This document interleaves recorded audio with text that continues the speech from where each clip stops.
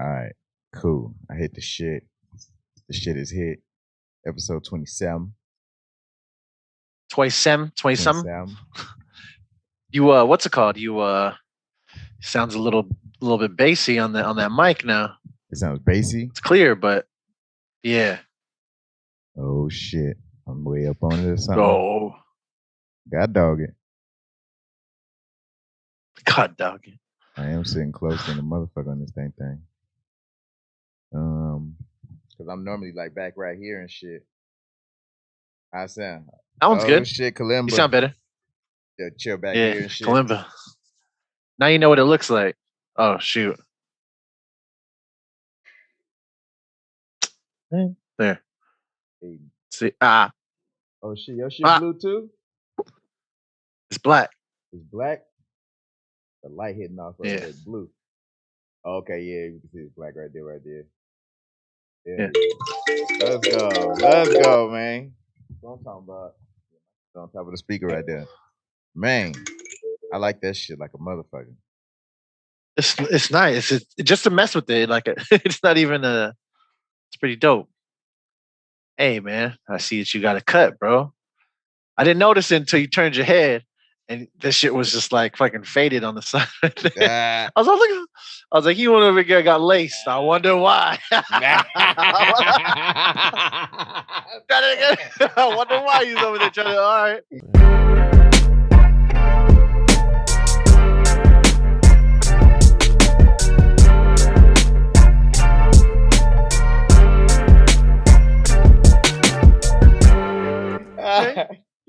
Oh shit. You stupid, man. Hey. I'm stupid, huh?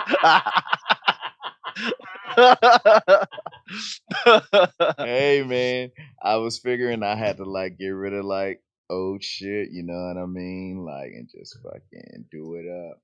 So I figured I'd do it up, you know. I did it up. Start anew. Start anew, man. I was like, feel fresh. I was feeling in denial about this fucking stupid ass fucking, you know, the medicines and shit and what it did to my fucking hair. And so, you know, I had to fucking just that shit. But when I shaved it, I fucking did some shit. You'll clean it up. You know what I mean? A little manscape. Little manscape. Like I used to have like beard that goes down to like fucking right here. You know what I mean? That's not there anymore. But nah, man, we just doing different shit, man. We're doing different shit, and that's one thing that when I was asking fucking cousins and my brother and shit, and like for the ones they be like, you know what I mean, like, you know what I mean, and they be like, when I started doing shit that I ain't never did before, and I'm like, I guess, right? You know what I'm saying? Fucking shit. I like how you're talking in subliminals for the listeners out there. Basically, if you're talking in different, like what he's saying is, if you start doing different stuff, this is stuff that makes you start doing different things for different situations. You explained it without explaining it. Yeah, you gonna let them in and then say nobody. You still got another password. Hey, hold on. Yeah. That's too close. You get right That's there. Too close, That's man. it. Yeah, you just right there. You can look inside. That's it. Damn. And guess what I do though? Guess what I do? Make beats for rappers, motherfuckers. Let's go. Let's go. Out. I make beats for rappers. Yeah, man. That shit was looking clean in the store. You know what I'm saying? A little boomerang action. You know what I'm saying? You know, might as well post it on the motherfucking actual feed. You know, I'm just saying. Heck yeah, man! You know what? I did its job. We went to the museum today, the art museum, to check out this installation that we've been wanting to see. So we took the family out there. You know what I mean? Got the kids cultured a little bit. I asked the son. Like, hey, what do you think about this? What do you think about this one? What are your thoughts on this piece? He's like, well, I think I was like, why do they do that? Like, what do you think these things are? It's good. Dope. You know what? It's good. It felt good. I was telling Sinead that I was like, yo, it feels good to be right here. I feel like I'm home. Like back in LA and shit. You know what I mean? Like going out like to different art installations and shit. Yeah, in Pomona, man. In Pomona too. Yeah, bro. All of them. Just to see, because they had some local art in there too. and they had, yeah, of course they had like the old school, like there's ones that I've seen before, but I didn't know the names of the artists, and I got to see these some originals, and I was like, oh shit! Like you could see the detail in the freaking paint. It's crazy. It's crazy. But yeah, it was dope. I want to go back there again. I didn't know it was a free day today, Oh, but dope. That's a yeah, happy surprise, happy accident. yeah. But I mean, the installation was like $10 per adult. So we're like, all right, yeah, cool, like $20. So I'd got we'd gotten some pieces for I don't want to say it wrong. The installation was for uh Yayoi Kusama. Yayo Yayoi Kus Kusama. yeah, Yayoi Kusama. And it's basically she does like the polka dots and like the pumpkins. I don't know if you ever seen those. Mhm. But yeah, I didn't know about them. My Like a brother told jack me. o' lantern, but polka dotted out. Yeah, but they look like gourds, like pumpkin gourds What's a almost. gourd? Like a fucking Like the ones that like they drink put a the drink. drink out of shit out of. Yeah, yeah, Yeah, yeah. Oh, yeah, so that, but polka dot out. yeah. But they're pumpkins too, though. But there are a lot of misshapen ones, and but they all got polka dots and stuff. So Man, how did um, you find out about this exhibit? Shanae showed me. She sent me a message on IG. I think it was either IG or TikTok. She's super heavy on TikTok right now for whatever reason. But It goes with my fucking post. yeah, man. but they sent it. They sent it though. They said she sent it to me on a message, and I was like, "Yo, we gotta go. Like, let's go this Oh, weekend." So we went out there. We're like, it's cool, man. Social distancing was cool too. I mean, but the spot is just, I don't know if you can tell in my post, but it's like infinite, right? And so it's like a mirror. It's like a mirror on all sides. They close. You get in through a door. They close the door. The mirror. There's a door on the mirror. I mean, the mirror on the door, and then just mirrors all around, plus the lights where everything's at. So it just illuminates everything. It's dope. Like they call it an infinity room. you have like an existential crisis in there, and like start thinking about your whole existence. Nah, man. You know what's crazy? I didn't even get to enjoy it. It was you're in there for 45 seconds, but Is we're it over an here. infinity room?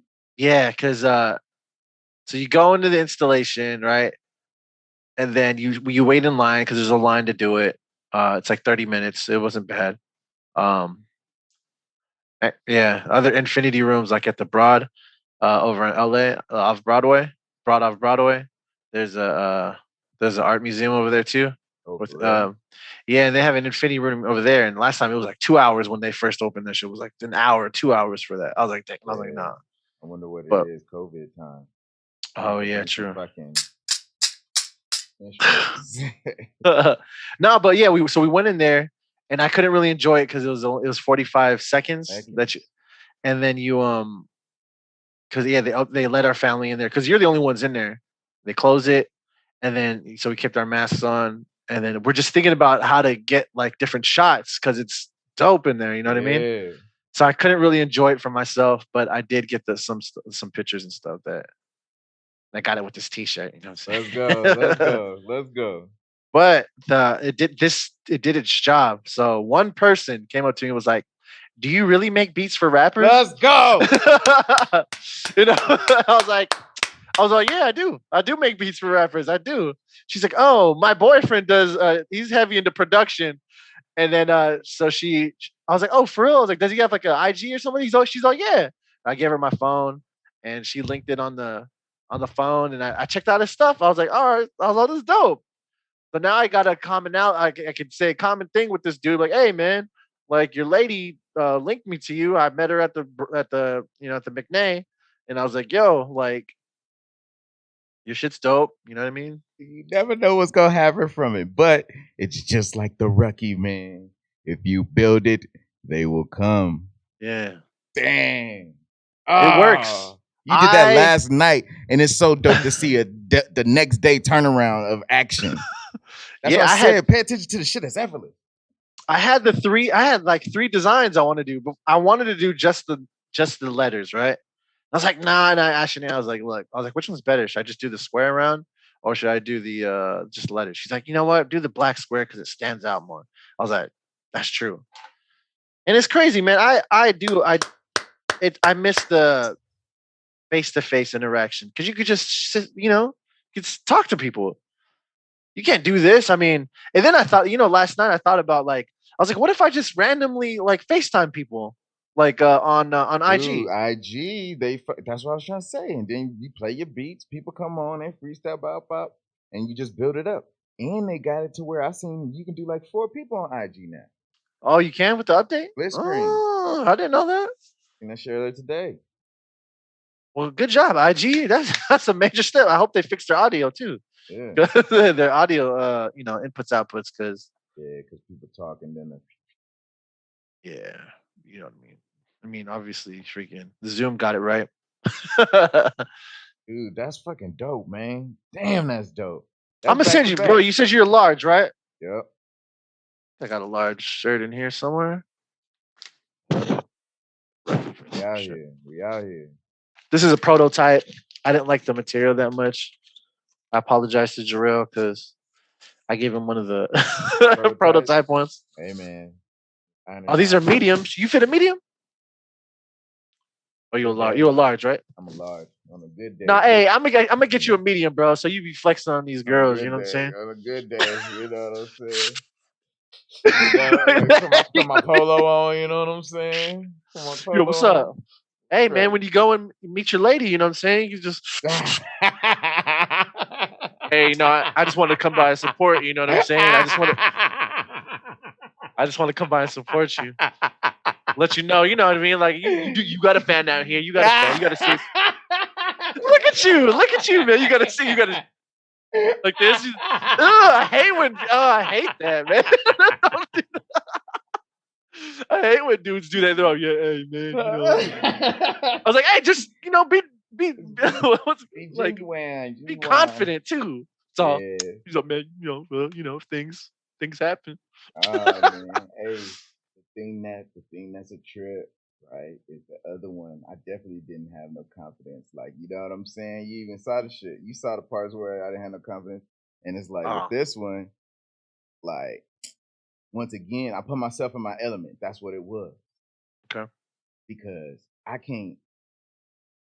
So like, I actually like them. Like, if you don't like them, then it's like it's easy. Like, cause then it's just like, all right, whatever. I don't like you. Like, I'll just say whatever. Like, I just don't give a fuck. You know what I'm saying? Like how old girl, you wasn't pumping up old girl head because who would pass up this? Like, like you know, yeah, whatever. Funny.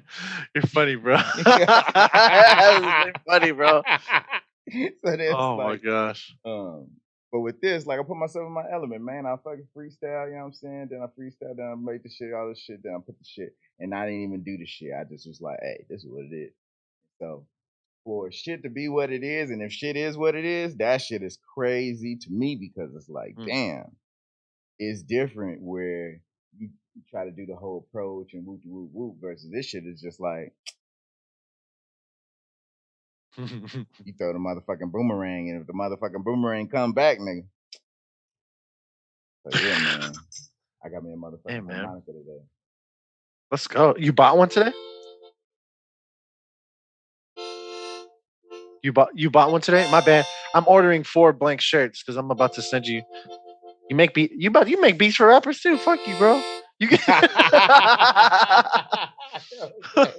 I was sitting there like, man, when I be making them story reposts, I'm like, hell yeah, nigga, I'm gonna pump it up. I make beats for TV and film. I'll make you one of those. Easy. Yeah. Easy. Make you, yeah. Come on, because you gotta have one too, and you go out and you do delivery and shit. Yeah. Hey, how you doing? Like that's what I'm saying. I'm gonna walk in advertisement and see. Yeah. So I was gonna tag you in the fucking post by Dorian. It was like it's the Rick Ross post, and he was talking about like how the fucking Port of Miami came out in 2006, but he didn't get to the money until 2012, right?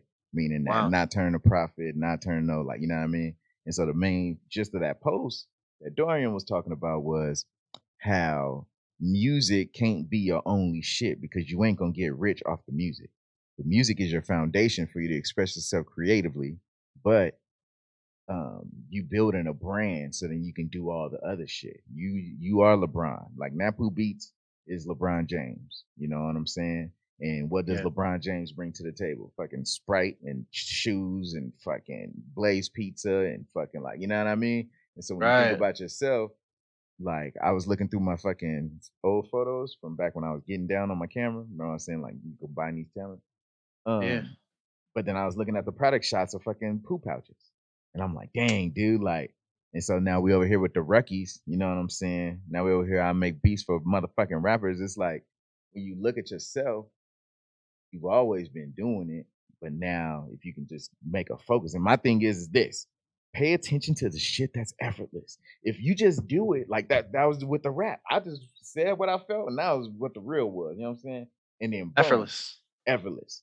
Rookie shit. You just do is that you don't put in no effort with the rookie shit. What'd you say? I go and like they shit. Boom, boom. I do that. I repost, bada pop, pop, pop, and then boom. And then next thing you know, what? You go to fucking Texas to sell something to somebody that's something that's gonna be from for California. What kind of shit is Yeah. that? Back home, bro. Yeah, man. Meet up with them in Texas to sell it to somebody who's gonna get it from back home, and they know where your back home is, particularly, not just gonna go LAOC. Yeah. LAOC. You're right. Or San Francisco. You Yeah, you from know? California, from Frisco, LA first, Yeah. OC. Yeah. But nah, dude. And then so now you go over here, you make this shirt, and that was the dopest part about it. Cause like when I seen the shirt, like what goes through my head is is previous episodes of this. Yeah. Because even that clip, I think we even got a clip where it's like, well, I'll do the chop section because I want to show that I make beats and I make beats for rappers. I'm like, yeah, like you know what I mean. It reminds me of that moment. So Oh when I yeah. see the shirt, I'm like, yeah, like it takes me back to that moment and gives me a double yeah because now it was from words to where that's a physical, tangible thing. Like every time we create a beat, it's a tangible, intellectual piece of property. And by you creating all the commodities around you, it's not just your music. Your music is the foundation, but that ain't gonna be where the money gonna come from. It's gonna be all the other shit that you geek out on. You geek out over the record. Come on. I do. I do geek out over that shit. I want to know more. I want to get into the culture a little bit more too. So actually here, let me show you this.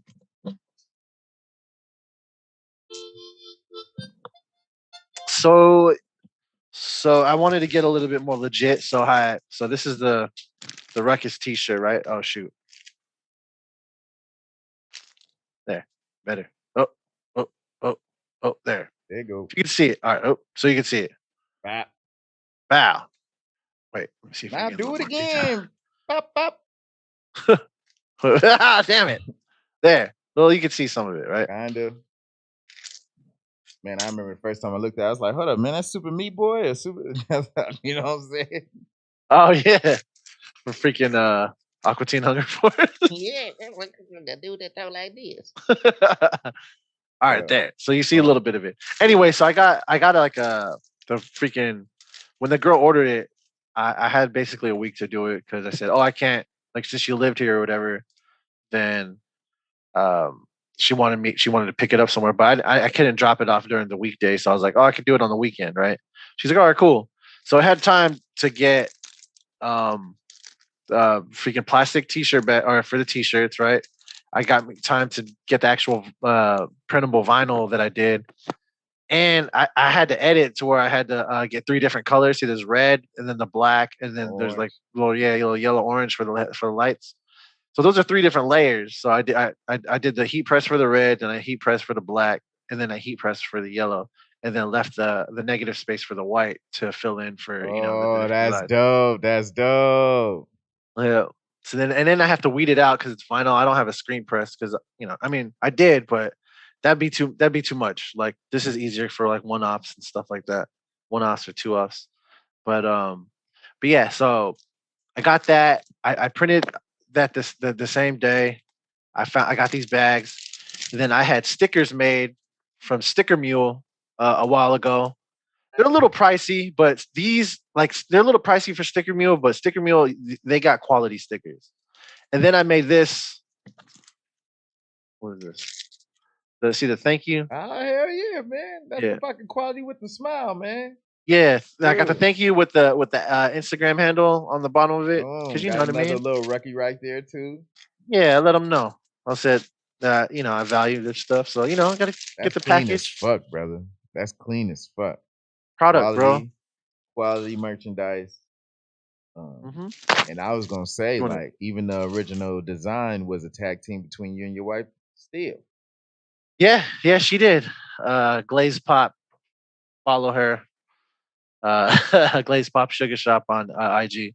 But yeah, she helped with the because I told her I had a so where I got this idea from was a it was an old Volvo ad, right? And it was just like that. I don't know what you call that, like a vector image or something like that. That doesn't have.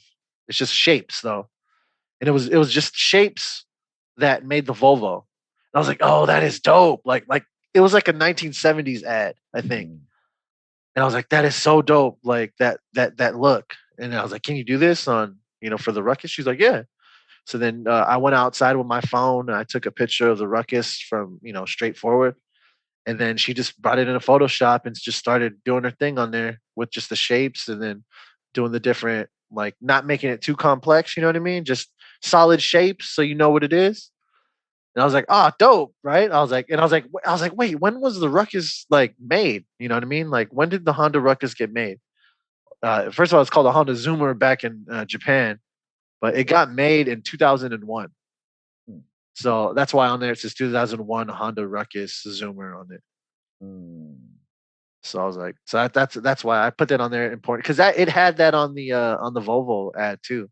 mm, It's like, oh, this is dope. Like, this is cool. And then I had to do it, and then yeah, and I was like, oh, I gotta make t-shirts, and then I never got around to making the t-shirts for a little while, and then I started making it with the printable vinyl because I thought that would be the easiest way, but I just wasn't I didn't like the like the material, like I didn't like the way it felt, I didn't like the way it looked.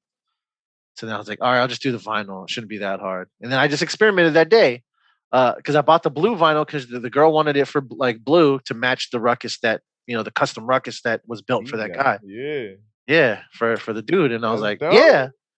So I did it. Customer service. I was like, yeah, I'll do it. Why not? She's like, it's gonna cost extra. I was like, she was the first one, so I was like, nah, you know what I mean. I could. Yeah, that trial and error shit is really key. It really is. And I wasn't getting enough interaction with my beats for that kind of thing. But now I know through this stuff is what to expect with beats. Mm, So I was like, oh, it's like it goes hand in hand because you're selling you're providing a product. It doesn't matter what it is. Providing a product, they're gonna want certain things that you're just gonna have to accommodate. Like if you say no, then why are you even doing it in the first place? mm. Like, no, I'm selling you this now and this it. Then nobody's ever gonna buy your shit. You know what I mean? Like nobody's ever gonna buy it. Like you have to compromise, and I think that's where people have the wrong they have a misconception about the shit.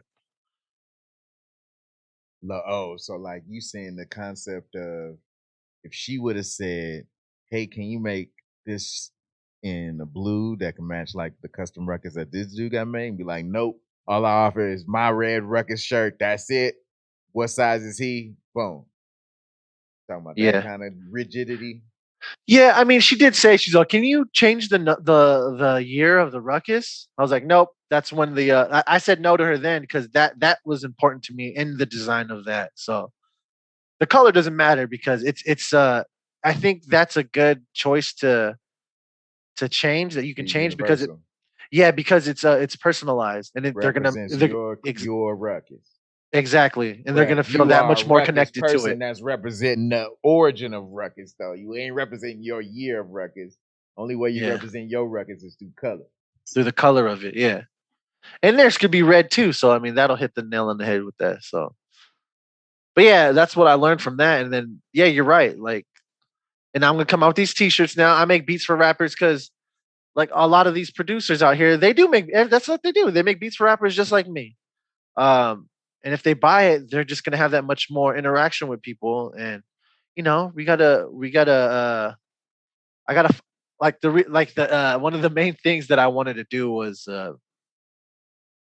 provide for our community something that could benefit them, right? And this for sure can benefit them because you're like a walking advertisement for yourself. Yes. You're like, yeah, I make beats for rappers. Oh, you make beats? I like that's a good feeling. I like that when you I know you know the good feeling, right? Like when people say that to you. Oh, you make beats? I like that. I like that expression from people who also make music or that know of Yeah, other people, like or they just respect that yeah, the craft.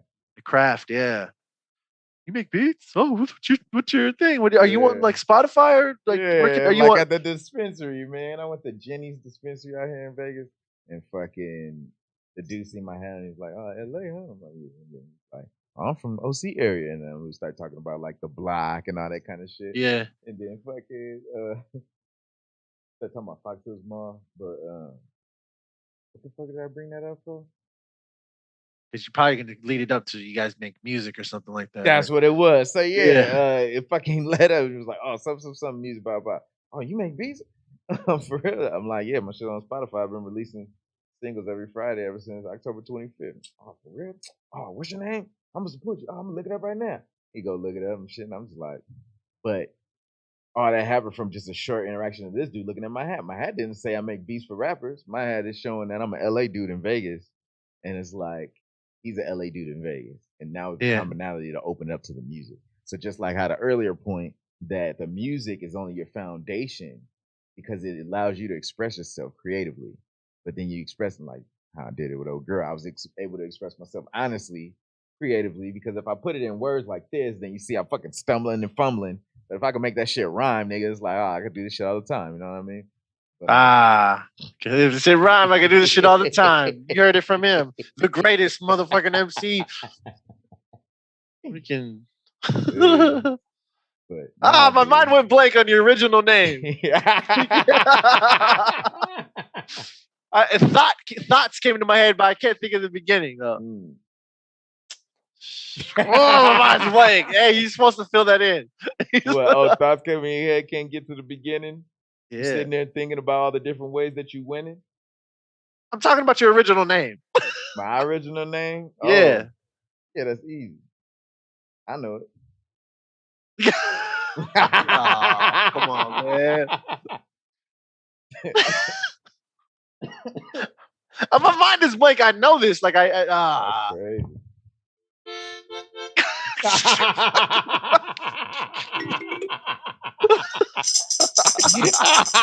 I don't got no more. I don't have any more instruments around here. I wish I would knock on my computer, but I can't pull it out the Yeah, wall. nah, fuck that. Real shit. Nah, dude, I love this shit, man. It's fucking, I just like bathing in the frequency of the waves, man. Motherfucking what's called was playing shit earlier. And I was just playing the kalimba along with the shit. And I was watching fucking Corey Henry. And I was playing the harmonica along with the shit. So that like I just be in the motherfucking shit, man. This shit is called Black Gold. Guess what color it is? Is it black? It's black with a little Oh, gold it is trim and black. shit, you know. Where'd you get that at? Motherfucking Guitar Center, the fucking big person's fucking Toys R Us. Rip Toys R Us. You died for a fucking Guitar Center sins, homie. Hey, What's good? I don't mean to cut you off, but I was looking for a supersonic toy. You know, Sonic the Hedgehog, but he turns gold when he gets all the he turns gold. He basically turns Super Saiyan after he gets these Chaos Emeralds together. Okay. My son is like super into it. But I was looking it up and an ad or it linked me to a toysrus.com that was selling it. Dang, so the website's still up? This kind of like Circus City when they first went out, didn't it? The website's up, The yeah. website was still up for Circus Oh, City for a minute before it switched to like Tiger Direct, I think it was at the time. is that who bought him out? So Dang. RP Circuit. Yeah, that's where I yeah. first bought my first TV, man. Tube TV VCR combo, homie. Damn, 19 inch Yeah. or 13 inch? 20 inch? It was a Flat, six. flat. It was like a 16-inch, I think. No, you know what? It was a 20-inch. It was a 20-inch. So, Yep. I got who made shit. What Toshiba. is not to Shotiba and Dale. No, it was what's it called? So it's Zenith, right? The old shit Zenith. Yeah, hell yeah. LG parent company. Who else did Zenith make LG. besides LG? Seen it. Well, they're part of Because Panasonic. Zenith, man. So everybody, no, I don't remember. Honestly, to tell you, to tell you the truth. But what's it called? So Zenith, right? Did you have a Zenith TV at your house when you was younger? Yeah, Like that one I with the remember seeing glass in that the front? Z.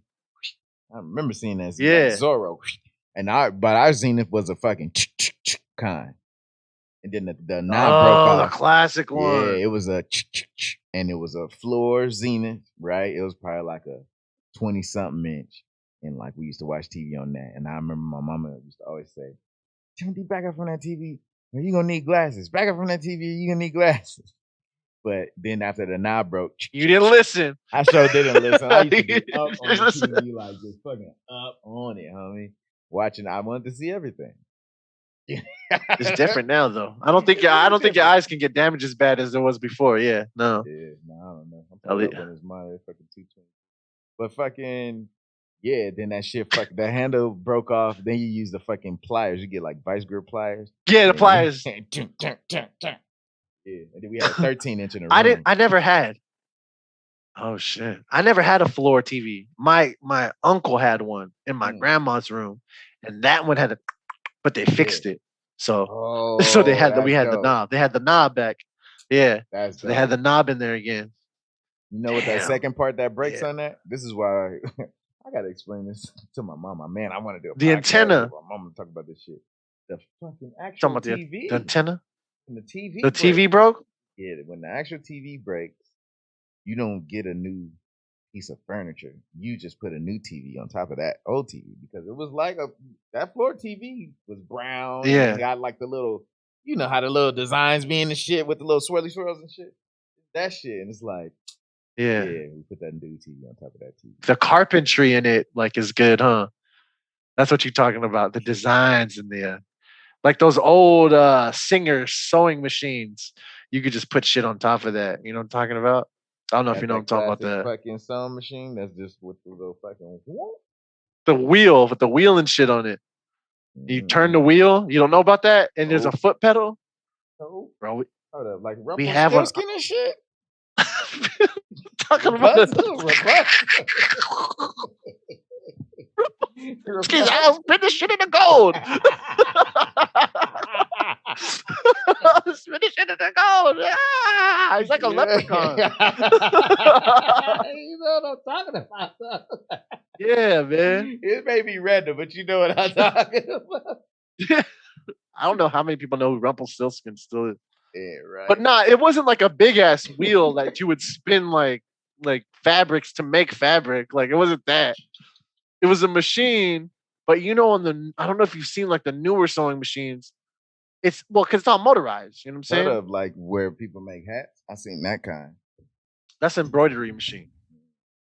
But like these ones, like you had a foot pedal like this, right? It's just like this big ass like a floor panel basically, but it was made out of like cast iron, or it's like made out of iron, and you had to push it forward and back with your heel and your front foot, like your toes, tippy toes and heel. You go, and you have to spin this little wheel right here that would be on the side, and you go like that, and then you get that. That's how you get it going to start spinning, so that the needle would be going in, and when you turn that, the thread goes into the needle, and that's how it sews. Goes in and out. Yeah, it goes in and out. You go right there. Always the old ladies always had the glasses right here doing that shit, right? Yeah. We had one of those at the house. But that just reminded me about the floor TV because those are one of the things because we put a TV on top of that shit. You put a TV on top of the fucking sewing machine? Yeah, because so the sewing machine, you could flip it down when you put it away. Like it was like you lifted up.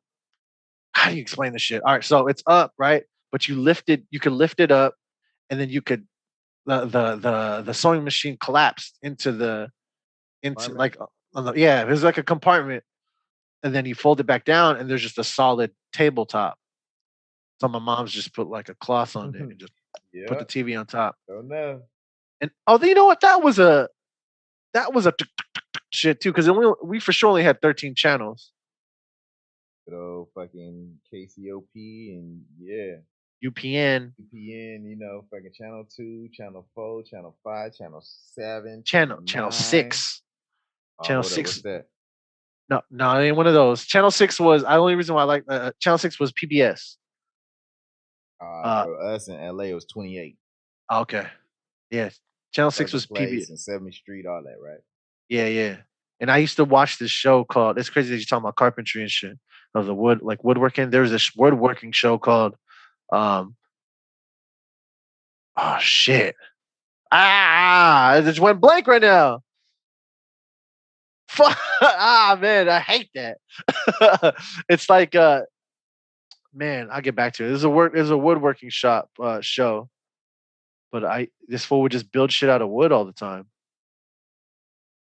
Name of that. I like fucking. I follow fucking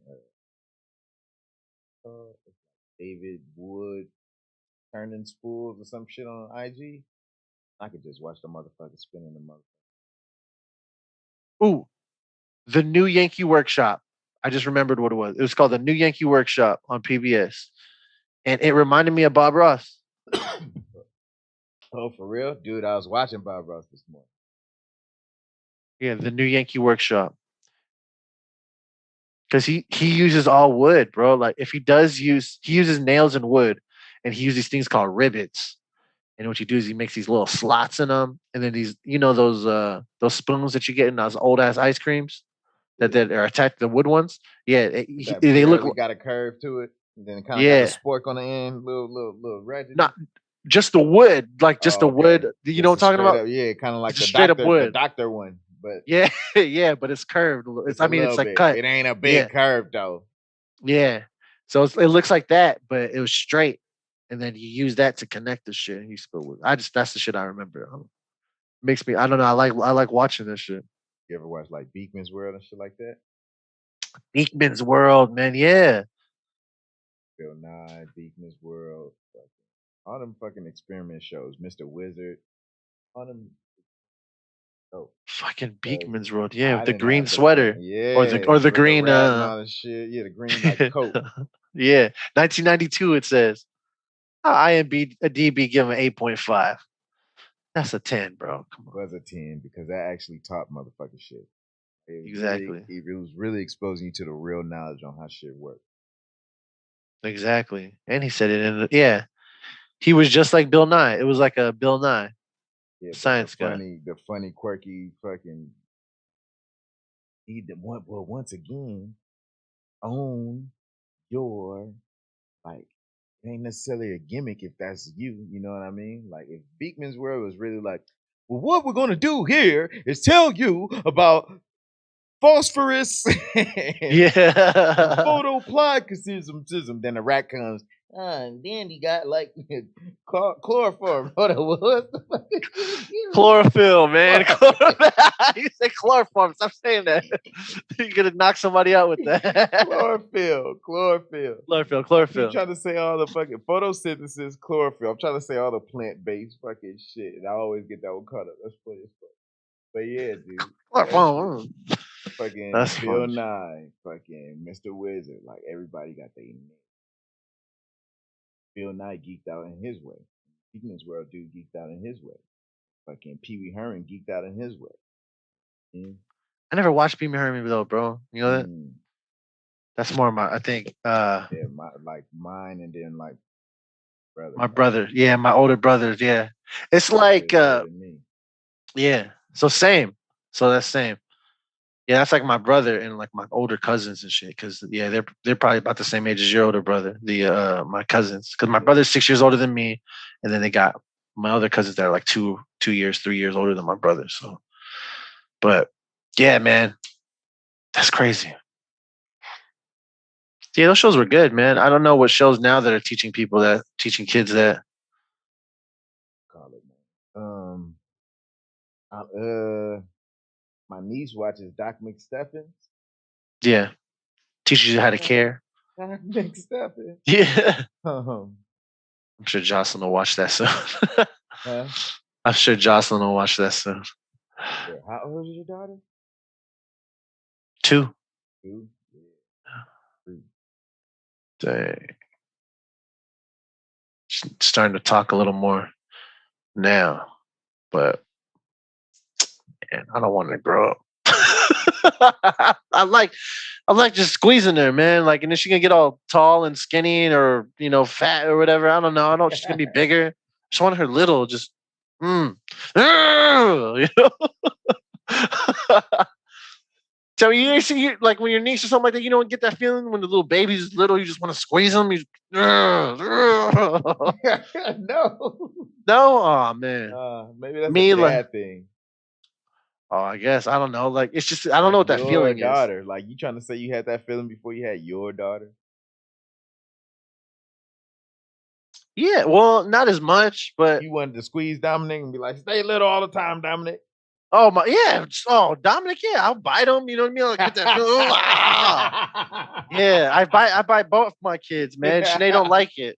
So I was like, I love them. I'm gonna bite them. I don't care. Like there's things that these like Filipinos do where they like they sniff them, like they sniff kiss. They're like that kind of shit. I'll be all up on my children like that all the It's a time, man. traditional thing.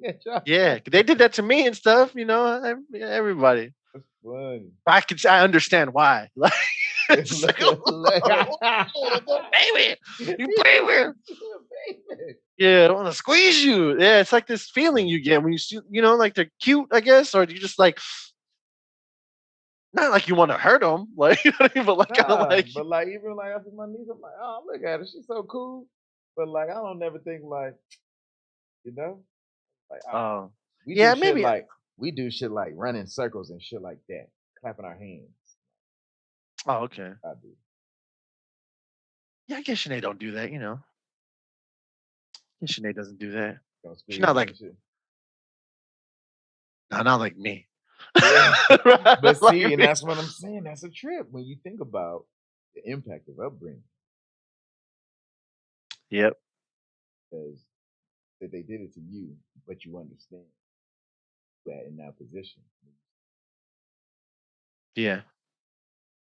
It's a very loving thing, I think, to let you. Yeah. I don't know. Like, if you get that close to your parents or something like that, right? And ever since you're little, being that close, like right here, you know what I mean, and interacting right here, and that just gives you a sense. I think it gives you a sense of like security and stuff, like knowing that you feel home right there. Like, Yeah, that's deep. Because I don't know what that mm, shit feel like. Like my grandmama was distant to my mama, and then my mama distant too.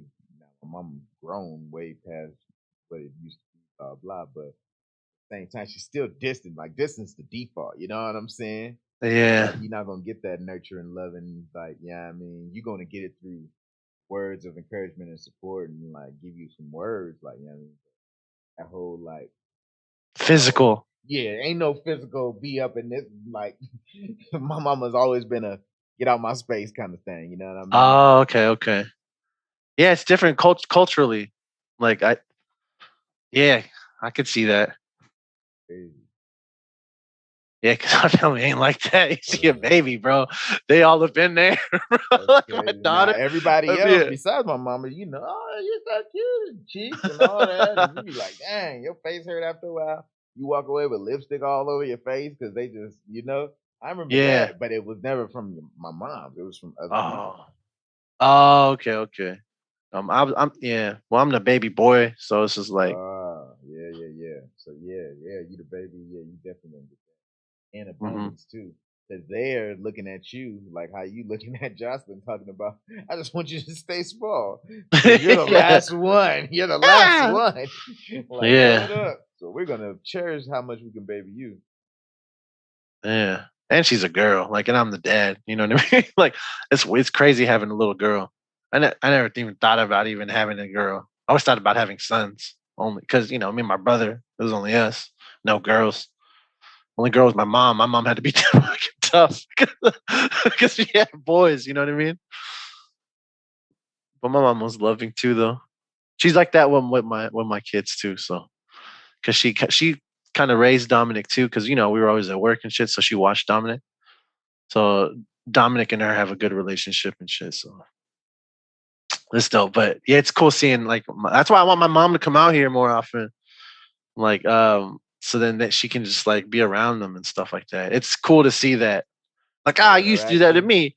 Yeah, and I'm like, Mom, give me a hug. She's like, oh, get off me. That's you do. Yeah. My You getting mommy, all feeling, he's feeling all sentimental, like, mommy, give me a hug. I love you too. use my mama first. You I know know. what I'm You don't want them, you want me. Give me money. saying? No, I'm just kidding. That's funny, man. Yeah, no, Uh, yeah, but it's just stuff like that. Yeah, man, it's cool. I don't know how we got into that topic, but you know what I mean. I see. In life, you gotta, whatever. I think it's like whatever that you learn from even your family and stuff like that. It just, oh, you know what? Yeah. So whatever you learn from so your foundation. I was at the when we were at the art museum. I was telling Dominic. I don't know if he was understanding what I was saying, but he was just like, "Why is that drawn like that?" And then Sinead was like, she's like, "Well, that's the way they draw, and that's the way how that person draw compared to this person who draws." And then we're trying to explain to him like, yeah, each individual person is different. And then I was telling him like, he's like, yeah, so they're different from the way they draw or they paint, make art is different from when you draw because you make it because you're different. You're you. So when you look at these they're showing you who they are when they're drawing. And then I don't know if he understood that, but I like that I got to say something like that to him. Yeah, it's all gonna click, man. It's all gonna click. This is what I was Yeah. saying, talking to my older sister, and I was like, I relate to my nephew a lot because, like, got his pops in his life, right? Got his grandpops in his life, Oh no. which is my pops, right? Because it's my sister's son, Oh, okay. right? But he got a relationship with my sister, but not a relationship with the sister's son or the sister's brother. So it's a little weird dynamic. Ain't that funny? But anyway, Wow. fucking when I was saying like the Foundation, man. This is important for foundation for children. oh yeah, and what you was able to give Dominic right there. But Hmm. that or like I always relate life to RTS games. Okay. When you start at the map and it's like black on the map and shit, and then you gotta Yeah. send the scout out, and then it fucking opens up the map and like shows you where the fuck shit is. And it's like, as a father, you are the scout because the kid is gonna play the game, not you. You know what I mean? And Right. when they come into the world, you're supposed to open up the territory and let them know where stuff is at as much as you can. You know what I mean? And then it's like, but when you don't got no pops, you gotta like be the scout and You the got to be the fucking scout. and everything. You the scout, the barracks, the fucking infantry, the fucking Man. and you got to figure it out. And you're just gonna run to dark places and not know, and then get caught up because you wasn't aware because the light wasn't ahead, and you got to figure it out all yourself. And it's like the main thing I was saying to my mom's was that the mom, because I was telling my sister, it's the same parallel. Right? They look and be like, dang, I want to be the strongest mom ever. And they were, you know what I mean? Like, respect to both. My sister, my mom didn't give up and get their kids up and stuck that shit out. And fucking kept their jobs and did everything they could to fucking make it. At the same time, by raising sons, there's nothing they could have done to make us better men. They can give us all that nurturing and everything, but the energy that you get is gonna come from the pops. The confidence that you need to have as a man comes like that masculine shit. Cause like when you don't got no pops, you don't know what your authority is. You don't know what is okay and what's not okay. And I remember I was doing that dispatch job and I was asking the dude, this dude was just slaying the grip of girls, right? And so I'm asking him, like, man, what's the deal? He's like, man, dude, I just seen my pops, man. My pops always told me how to treat a lady and all this. And I'm like, see, just that previous exposure of what to expect, this is what you do, all that. You take away, like, once you get knowledge, you take away the unknown. Now I know what to expect. So now it's possible.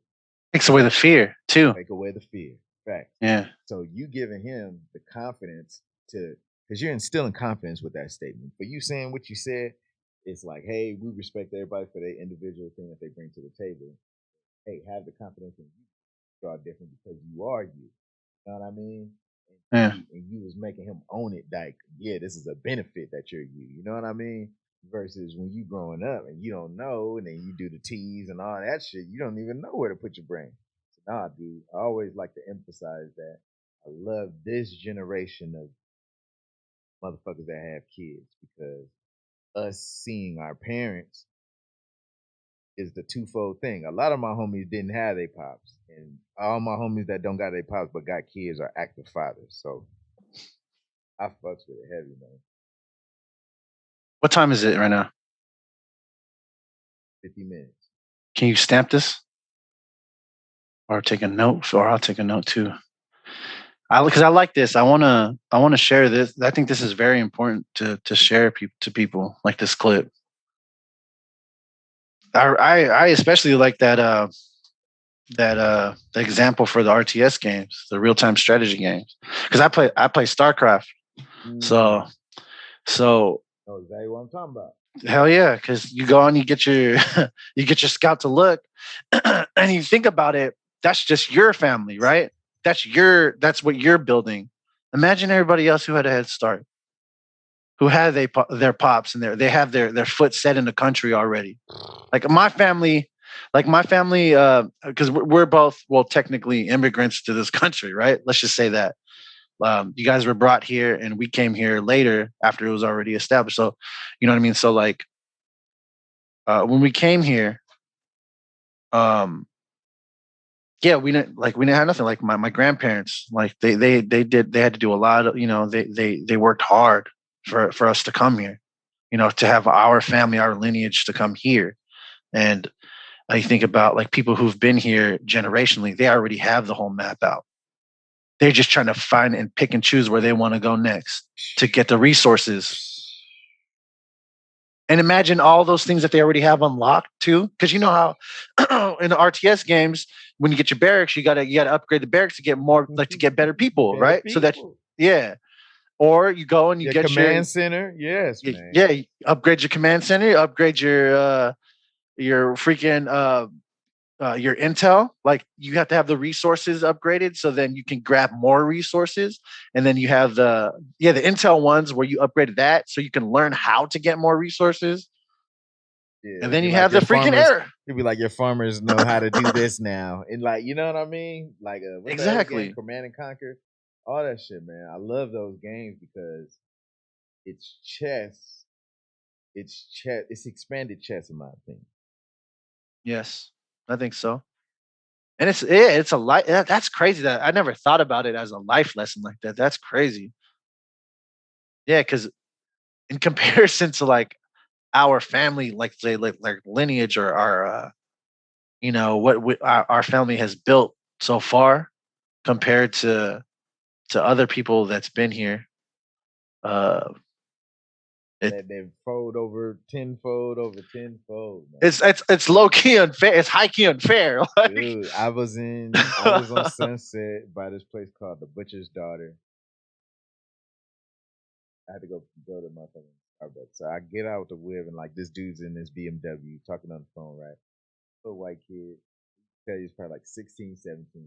But I had seen a clip the day before that said, I think it was like Kevin Hart, Inky Johnson. It was somebody saying some shit like, thank thank going through the pain. Because thank going through poverty. It was saying some shit like that. Thank going through poverty because your story is creating the strength for you. There was like when you think about it, you going through the struggle is building up more strength than the person who just came out the gate already. Because if they coming out the gate already, then they don't even appreciate it. It's like, oh, it's a whole nother slew of things. So then it's like, when I looked at that kid, I'm like, dang, 16, 17, sitting in his little BMW, just the way he's holding the phone, the way he's on the phone, you can tell the energy on it. You know what I mean? he And it's comes from like, money. Yeah, and it's comes from like, it. man, my thing is like ever since I was a little kid, I know that I've always known that it's gonna pop off some and like, this shit's been fucking random and crazy. The fucking commercials, the shit, shows, whatever, and something's gonna pop. Main thing is always I wanna meet my girl before I get there, because I wanna know that she's there for the right reason. Because you can't avoid it afterwards, like that's the main thing. The Yeah, but second, what if the what? I don't mean to cut you off there, but yeah, but what if they're already established too, just like you, and they know what it is to come up, but you got their separate entity too. that's different. But like that's the main thing too, is that once you cross over realms, then you only can fuck with certain motherfuckers because y'all only gonna be on the same level because of the shit that y'all do. True. My bad. Go ahead. What was two? Nah, but, you wanted you wanted to get your lady before that you pop. Shit starts getting serious. what else were we talking about before that though? Talking about what you wanted to do before you got before stuff starts popping. And we were talking about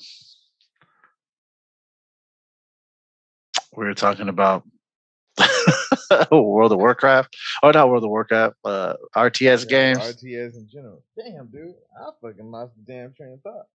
Fucking, I don't know. It was a point. It was some kind of point on some shit to make some shit with some shit. You know what I mean?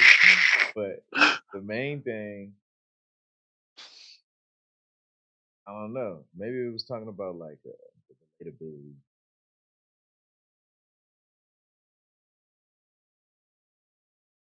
It was going to why we was talking about shit. Because it is, because we do this shit every week. We do this shit every week, motherfucker. We do this shit every week. And when it's difficult, we still do it. When it's fucking easy, we still do it. And it's like, man, I like being consistent at shit. I was writing the shit out and I was like, dude, niggas is basically a part of 3 different fucking productions throughout the week. Like, when the health shit ain't right, it makes it difficult to do it, but I still can do it. Proving to myself. I still do it even when the health shit ain't right. But you're good today. Hey. You're good. Yeah, you're let's good talk today. about today, baby. Let's talk about today. You're good today. That was whatever. I don't know. Yeah. There you go. Yo. Blind Boy Calhoun playing the yeah. And they took out my harmonica. Yo, for real. So yeah, stay in the present moment. Yeah, man. Hey, congratulations. I'd like to hear this. I'm glad you got through that. Look at you got through it. Hey. You got through it, bro. And I'm glad. I'm happy about it. You even got yourself a nice cut. You know what I mean? Nah. There he is, man. Yeah, you know. Just a little bit. We out here, man. Yeah. Nah, dude, I'm happy about these percussive elements. Fucking went. Like when I got the fucking mixer, I got this fucking loop pedal too. So I was really gonna start fucking streaming this music shit, man. I'm telling you, man. I don't know if she was throwing them gems out there, just throwing them out there, like you know what I mean. But the shit was impacting me because I'm like, I do this shit already. I got like 3 videos ready to go to post on Instagram of me doing my car karaoke. You know what I'm saying? And it's like people feel about energy exchange. People feel the energy exchange when remember how and then it just felt like it was made sense when I was driving today or last night.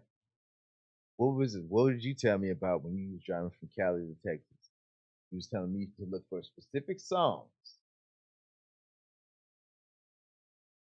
Wait.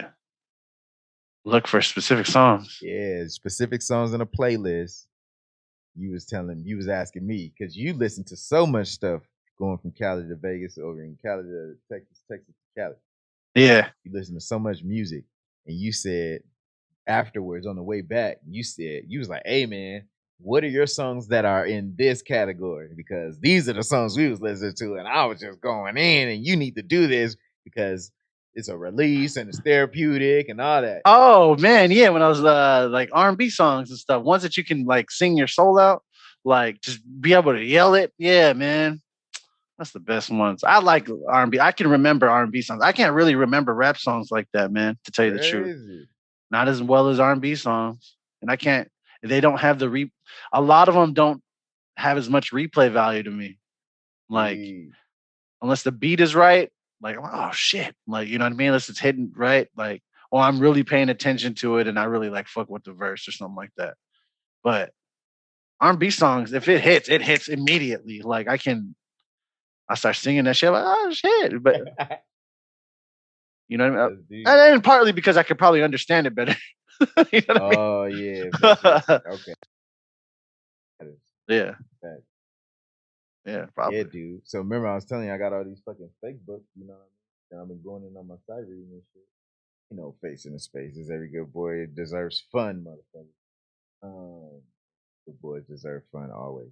But like with these fake books, the fake books, like the real book. I mean, I got a real book R&B Yeah. book, and it comes with Teach you how to sheet play music. keys. Comes with sheet music. It teaches you how to play songs, but they're all in the key of C.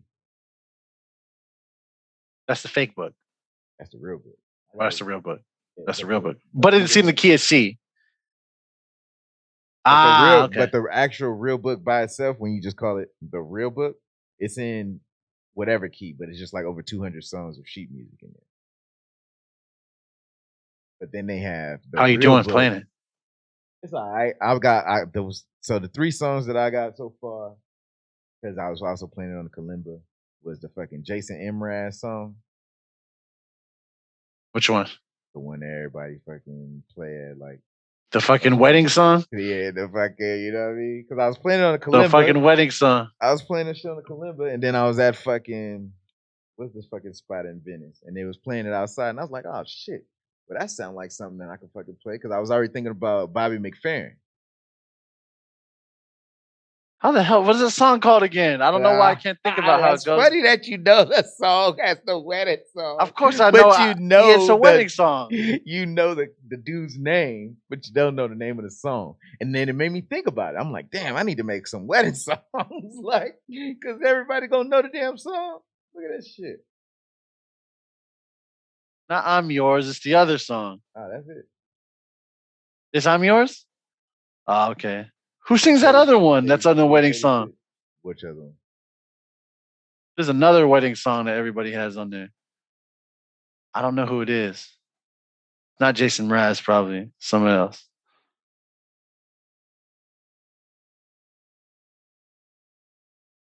There's another one that everybody uses for a wedding song.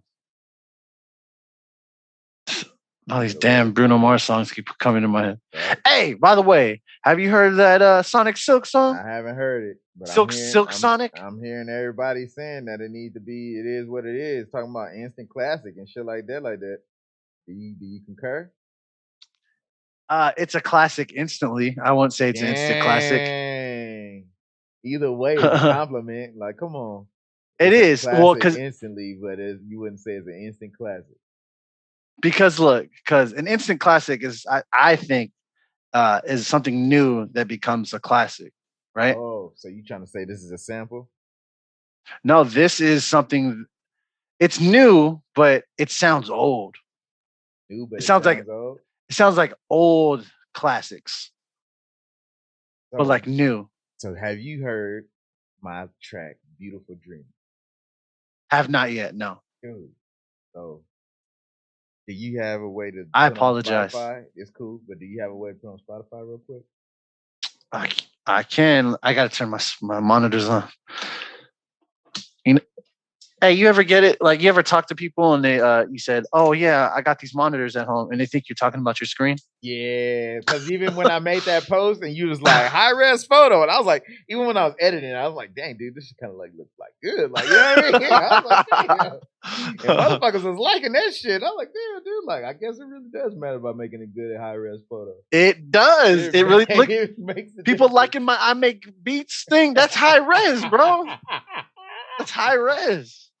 I made sure that shit was doing, but just improve how we doing it. Ain't that a trip?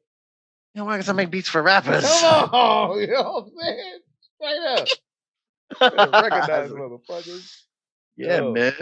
But yeah, I was like, dude, I'll be wondering what the monitors are thinking. Like, what would the monitors say if they could talk? And it's like, the monitors would probably say, really, motherfucker, you gonna bounce them shits again? You're really gonna bounce that again? 17 bounces, huh? How many times we heard this already? How many times? Like, hey, when you open up IG on your phone and you're trying to play, like, get music, like, you know how you add music to your story?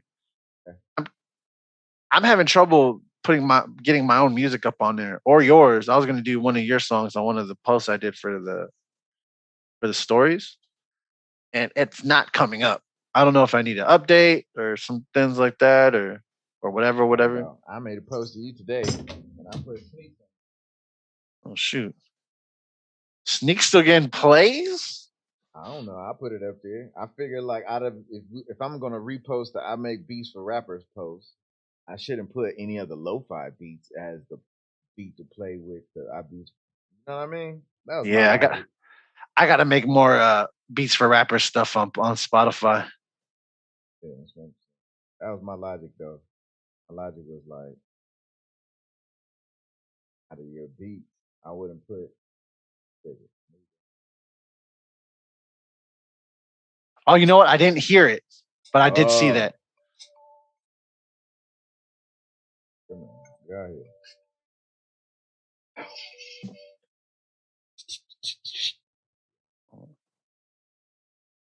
Man. Oh.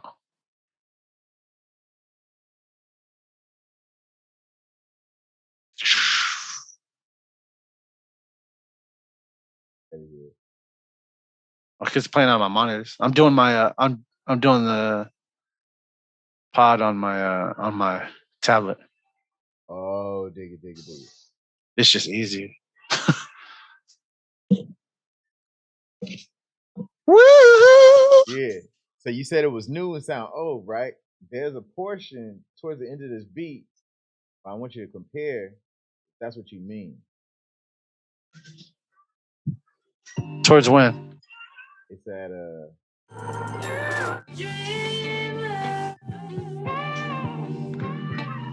Don't look at you with your 808s, bro. you know. Look at your 808. Look at this motherfucker right here. Look at you. That shit was hard as fuck.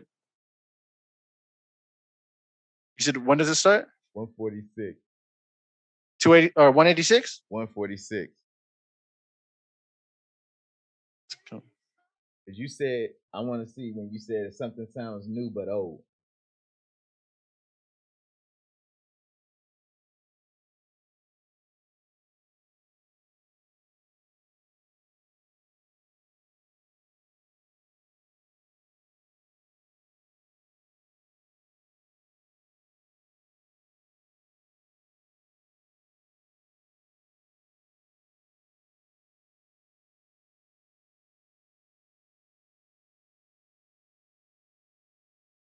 I guess kind of.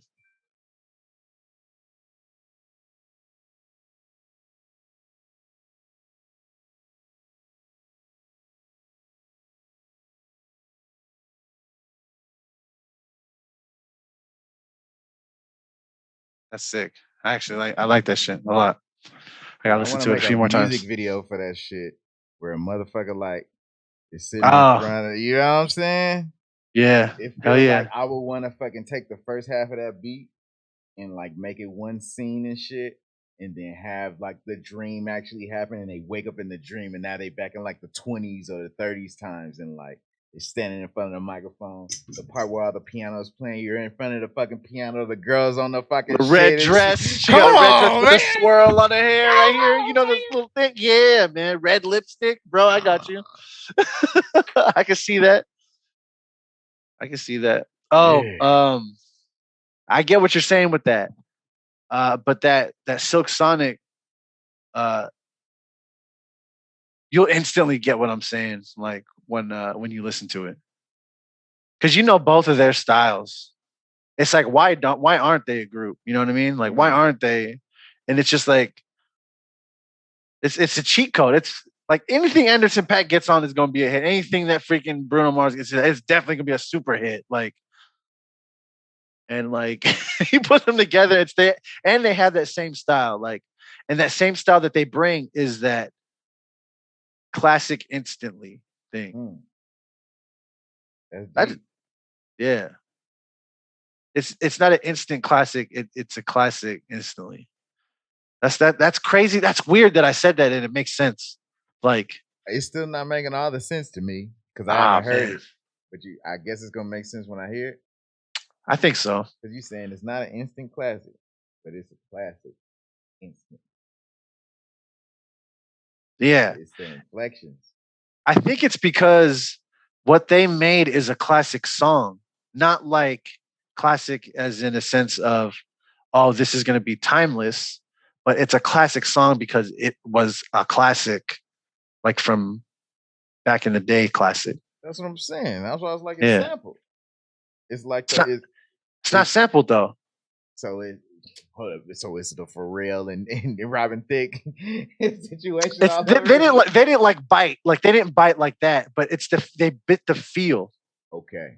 They bit the feel. They From like the specific time frame. That's classic. But it's like me and Sinead were listening to it or in the car when we were driving, and it's like they took bits and pieces of that same era that were like hits, right? Or that made that era sound that way that era sounds like. If you think about an era, that's how it sounds like. Okay. You know what I mean? They took the epitome ones and then chopped up and then made. So it's basically like you trying to say they paid homage to that time frame. Yeah, it's a homage track for sure. But the lyrics is what's different because it's modern. Like yeah, it's modern because right now lyrics with paying homage to the past. Yeah, because before, you know, when they did songs, I'm not that they were serious, but they wouldn't be saying goofy shit like shut. Well, I mean, I guess they do say like shut your trap and stuff like that. And back in the '70s, they did say stuff like that. Yeah, that kind of shit. But shit. They say stuff like that in there too. But it's singing. They're singing.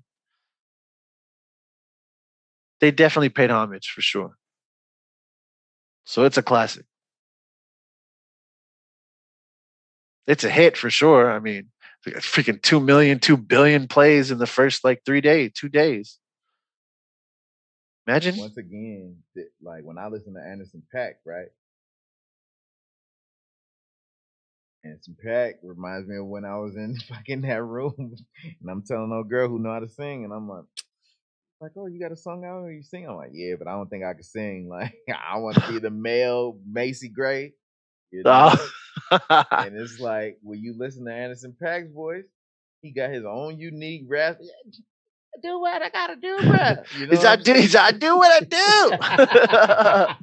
do. And it's like, once again, it's owning your shit 100%. This is what I love about it. This is why you can live vicariously through motherfuckers that be owning their shit 100%. Because it's like, as long as you keep going, motherfuckers, whoever wants to catch on will catch on. And the thing that I've been seeing, man, that dude, I follow him on Twitter too, man. He's dropping them gems, man. Biggs, Big Surk, whatever the fuck. Big Surke. Oh, what does he do? He's just dropping gems. He be dropping gems like a motherfucker. Though. Dropping gems. The gem that he dropped was like, he said, if the feeling is mutual, the effort would be equal. And I was like, oh, that's a gem, nigga. That's real shit, man. Make sure you ain't in a motherfucking one side situation. You know what I'm talking about? Yeah. The feeling was mutual, though the effort would be equal. But nah, he said one today that said, I don't know. He said he was influential, bro. Like, or he'd be dropping gems. Yeah, but before that, classic, instant classics, classic instant. Further. No, 30 seconds ago. 30 seconds ago, data. Damn, EJ, where you at? We need you to chime in. Right. We should do a live one, man. We gotta do a live one. Yeah, on like Twitch or some shit. Can we do that? We just got to hit live, right? That shouldn't be on export because like this shit is in this. Want to call this thing a setup? Mm-hmm. It's linked to Twitch. It's like after you log into Streamlabs and log into your Twitch, now it's on the Boris Twitch, right? Yeah. But if I log out and then log in under the Producer Thoughts Twitch, that's what I got to do. But then I just got to like add everything back. Like, just do it on the Boris one. Nah, yeah, but we would wanted to do it on the Producer Thoughts one. Do you want to do the transition to that? Would you want to do that so that we're just actually getting feedback from people listening to us? Live. Yeah, live. I think We that'd can be add that good. element. We can add an element. That's true. But we Add an don't. element. But what I like about this too is that we don't have any outside interference on stuff that we want to talk about. But it does have it to where they're like, oh yo, like what about this? And then if that's the case, then we'd be on there for like a straight 8 hours talking, bro. Like, Man, they'd be on his own clubhouse kind of thing. yeah.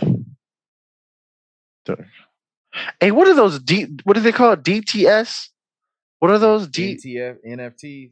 NFTs? What is that? I hear everybody talking about it now. Fuck, man. So I haven't put my ear all the way to the streets on it, but from what I've gathered through context clues, it is a way to it is a way to get a specific piece of art and have it digitally encrypted, cryptography, and authenticated to represent said of what it is. So that way, like everybody keeps comparing it to art gallery, right? To say like, all right, you got an art gallery, and then you bought these motherfucking paintings, and these paintings, you're the person who bought the painting, right? So you went to the exhibit earlier today. Yuzami Sasari, right? My bad, I budgeted I'm Ed. Let's just say I'm Ed and I'm at an art gallery. right? So yeah, Yeah, that person. I'm him. Or them.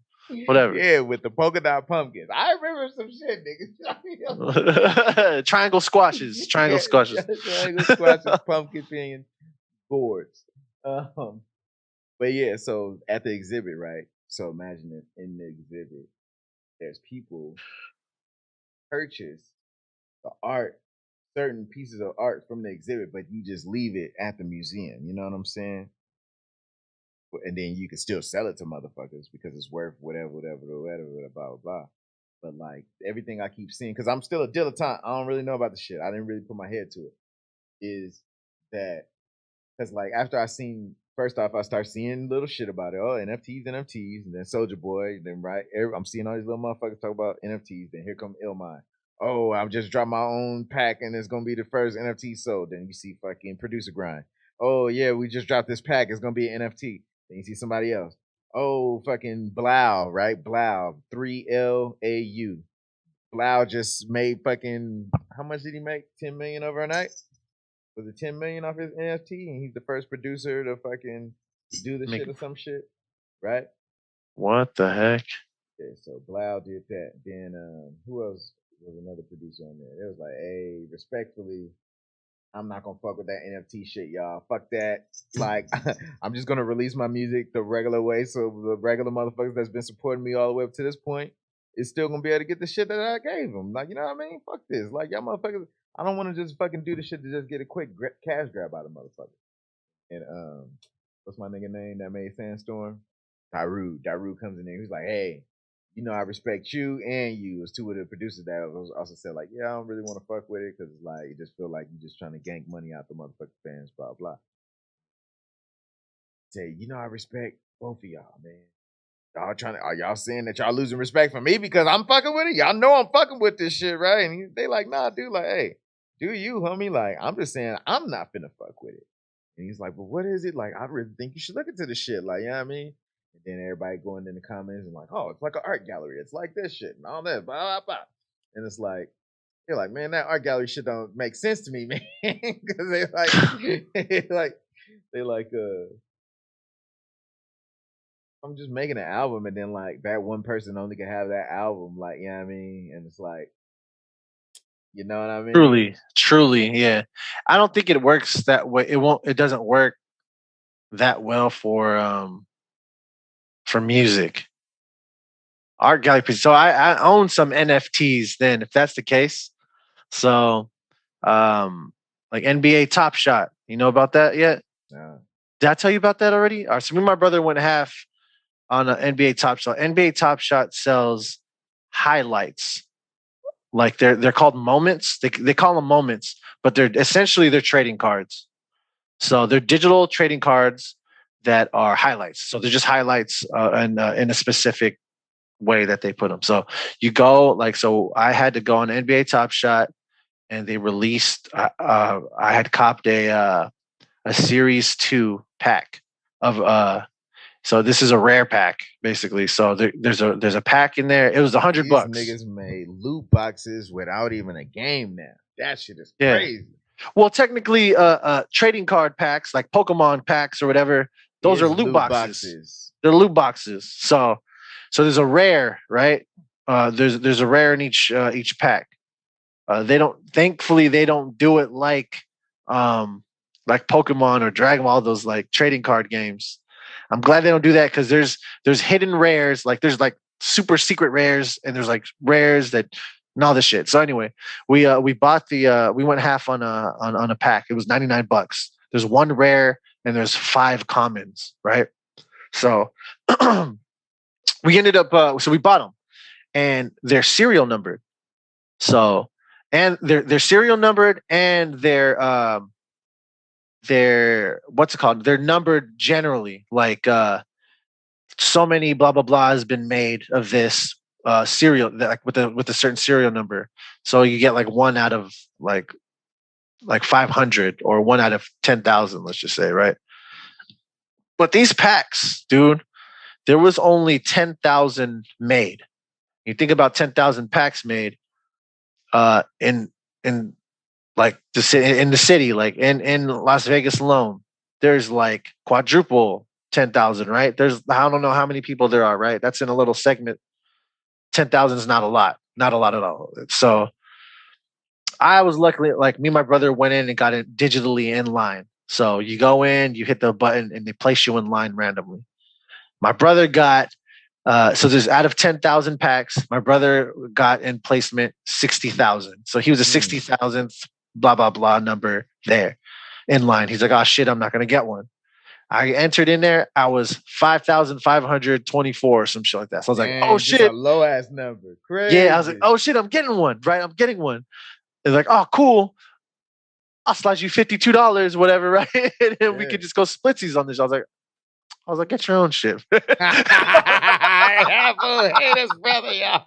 I was like, I'm gonna keep He this, got a man. love-hate relationship with his brother for real. He loves him I've for been, real, but he hate him, but he love him for real. I've been messing with them. We've been messing with each other, but to call. So we go half. We go half, right? So he slides me 50, and then I wait in line. It was a smooth thing for it being new. This is a Series 2 pack, so it wasn't the very first pack they released. The Series 2 pack with a rare.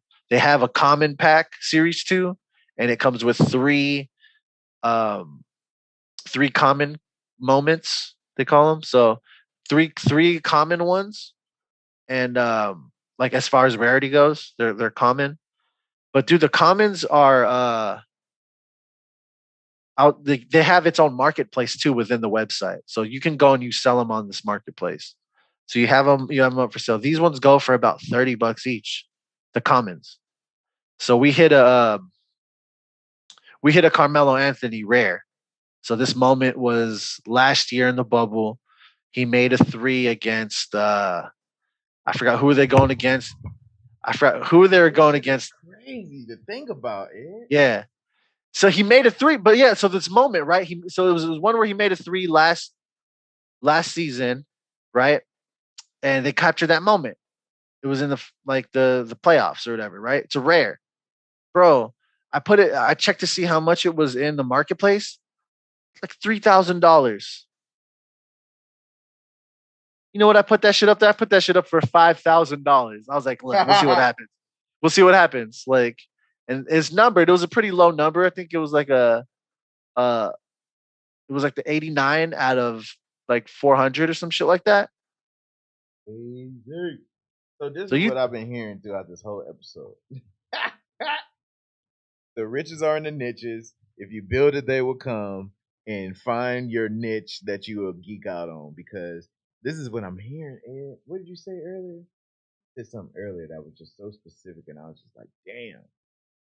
You said the person that makes the pumpkin gourd polka yeah, dot thing had an art exhibit installation. yeah. Got to be big enough to get the installation. Yeah, Yayoi Kusama. There you go. My bad, Yayoi Kasama. I said it messed up, but I knew what you did, and I remember what some of the syllables were. I said, Yeah, "Y'all I said they were sorry." in there somewhere. They were in there somewhere. I'm not gonna lie about that. Yeah, yes, I'm sorry.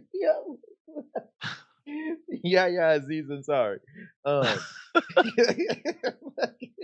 Yo, what the fuck is he so sorry? He's like, what the hell, man? He's like, just gonna pop up. just pop up out of nowhere, like, damn, hold up, Aziz, I'm sorry, yo. He's like, I don't know. He's like, What? sometimes. I just pop up. No, I don't want to. Like, Fucking, no, not there, not there. fucking, My nah, bad, go ahead, dude. go ahead. But look, the fucking think about it. There was a market for polka dot, squash, gourd, pumpkin things. Right? There's a market for digital, digital. Telling me these are digital clips, nigga, like an ESPN clip, but now it's branded and serial numbered and designed a certain way and like spruced up, like a clip that was made over, right? As you're telling me these clip things, because then you brought in the Pokemon card thing, and I'm like, yeah, that shit is loot boxes. Like all this shit's loot boxes. So for a while, I went in on Tops. What's the shit called? It was like the Tops artist collab project, right? 2020 Yeah. project, but it was collabing with 20 different artists. These 20 different artists got to do 20 different designs or these 20 different legends. It was like Cal Ripken and Roberto Clemente and like, all these Oh legends, shit. but In like, sports. yeah. And it's like, it was all baseball, like Mark McGuire, all these shits, Oh, right? okay. Um, but then all these 20 artists got to take and remake the card in their own art. So like the ones I kept buying were like the Ben Baller ones, right? Because Ben Baller did the card, Ben Baller did the chain. Because he'll ice out, not real ice, but like it'll bling out the motherfucking shit. So I got the Derek Jeter ones, I got the Cal Ripken ones, I got the Oh shit. fucking I got like 3 or 4 different fucking Ben Baller ones because the Ben Baller ones, when you if you buy the printed ones, the mint ones, like the first 100 or whatever the fuck, them motherfuckers, you're buying them shits probably like 300, but then you slanging them for thousands. Yeah, Yeah. Especially if they're graded. that's what I'm talking. Oh yeah, oh that. See now you know the other shit. That's the next level of the shit. Because I That's got the all next my level. cards here, but none of this shit's graded. But then when I was talking to Justin, I'm like, hey Justin, because like I remember Justin always collect cards. He was like, oh yeah, I get my shit graded through Becker and shit. And I'm like, man, you do that shit in. Yeah. But You get but that yeah. 9, bro. So That look, 9.8. so No. look at all this shit. Like, just to think, because when I think about just the concept of civics, right? Just civilization in general, think about the barter system, thinking about trading goods and services to receive more goods and services from somebody else. And it's like you did a good in service. Your good was you created the stuff, created the IG. The IG brought the client. The IG brought the the purchase was made before the shirt got made. Ain't that a trip to think about? Yeah, because I'm for damn sure not going to make it if they don't freaking pay for it first. I learned that a long time ago with making my buttons. We had like a button pressing machine, so never again. You pay first. I'm not putting all my time to say you. Oh well, I don't got the money right now. Nah, fuck that. You paying for that shit first.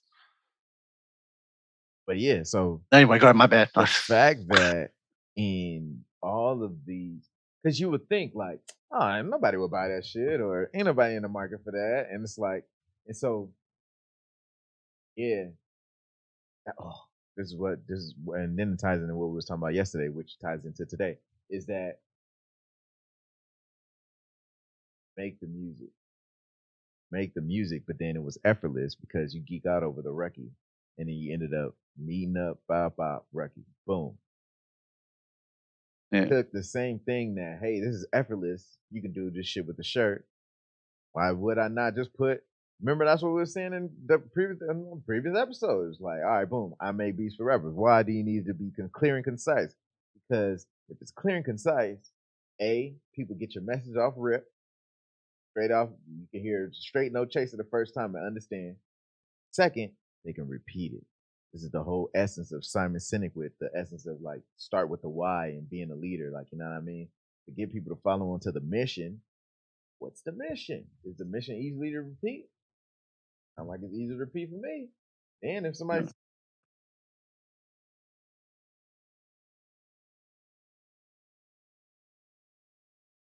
stop the freeze, be back. There it goes. Yeah. Yeah. He I'm was over like, there talking. Yeah. Yeah. I was like, oh damn, freeze it, god dog. Um, but yeah, nah, man. I like that. I like that. It just shows the possibility for you to create the Rucky shirt and sell a shirt, and then customize it too. Give them the blue, you know what I mean? Hook them up, hmm and then got the actual fucking plastic and the fucking thank you card and the little stick. Like, come on, man, that's quality. And then once again, it makes you think back to you got to be a good customer before you can be a good owner. Why? Because another thing that you pointed out earlier today was that the prototype shirts, and then what you didn't like about it, what you didn't like about the feel of the prototype shirts. So then that means you know about quality. Your Yeah. customer could be a good owner. So then knowing that, yeah, you can give somebody a T-shirt, but man, it'll be dope if it was in that plastic. Man, it'd be dope if there's a thank you card in there with the IG. So now with the marketing is still on brand, and then boom, this shows you this. You already know this is how we got here, but just in case you get us to somebody, boom, hey, you can get one. This is easy marketing. Yeah. Word of mouth. Word of mouth. And with that, that was word of mouth. You ran and got a new connect off word of mouth. You didn't even open your mouth to get the connect. You didn't open your mouth for the connect to come to you. Yeah. Well, I opened it, but then No. it was a communicate, not physically. I did open my mouth because I'm typing and stuff. I'm still, it's, I mean, I did, what's the word? I did communicate, but You just not with my mouth. communicated. Yeah. Yeah. Not with my mouth. Yeah. You're Yeah. right. You communicated. I'm just saying you didn't have to go up and talk. You didn't have to. You let the product speak for itself. Yeah. I didn't have to sell it. Come I didn't on. have to, yeah. I didn't have to be like, oh, hey, buy this shit because I need money. Like, come on. Like, what you want? And that's what the original reason why I wanted to make shirts is so this can fund me customizing my ruckus. Like it's all within the culture itself. So I mean, you know what Clear I'm saying? vision, man. Clear vision, and to understand that no matter what, put out the music and motherfuckers is gonna fuck with you because like they gonna see the consistency with you putting out music and shit like that. But when the other shit, remember I was trying to tell you like how old girl, she was like she was doing the fashion boutique shit, but then got taken in this whole other direction and doing the ice cream shit. But the ice cream shit allows her to do everything that she still wanted to do anyway. So then it's like, Yeah. all right, cool, you want to do the music shit, dope. Do it so that way you can get that shit off because it's necessary. But at the same time, what are the other things that you could be doing around it that's gonna still establish you? And that's the thing. And if it comes easy, why the fuck not? That was oh man, I was watching Bob Ross for a minute this morning, man. I woke up in a panic attack, so I was trying to relax like a bitch. Oh shit. Fucking I think I was looking up shit about like hypoglycemia and shit, like because the nigga don't be having no sugar and shit, so I don't know like fucking low sugar count. Then when fucking eating chocolate and shit, then fucking like caffeine and chocolate making like a heart rate palpitate, blah blah. But Yeah. all kind of Damn. bullshit, man. But anyway, You looked at you did you know that originally or did you look that no, up? I looked that up all today, homie, because Yep. like normally, so before this, I knew about breathing exercises by the parasympathetic and sympathetic nervous system. If you are breathing and you get into that fucking rapid heart rate anxiety situation, because dude, it's so whack. You just feel your heartbeat through your whole esophagus, through your chest. It just feel like what I mean. It's through your I know belly. that Just feels. it's whack. And so while that's happening, you're just trying to fucking calm down. You're sitting still, and your heart just you're just sitting still, like this is a fucking stupid ass way to wake up, you know?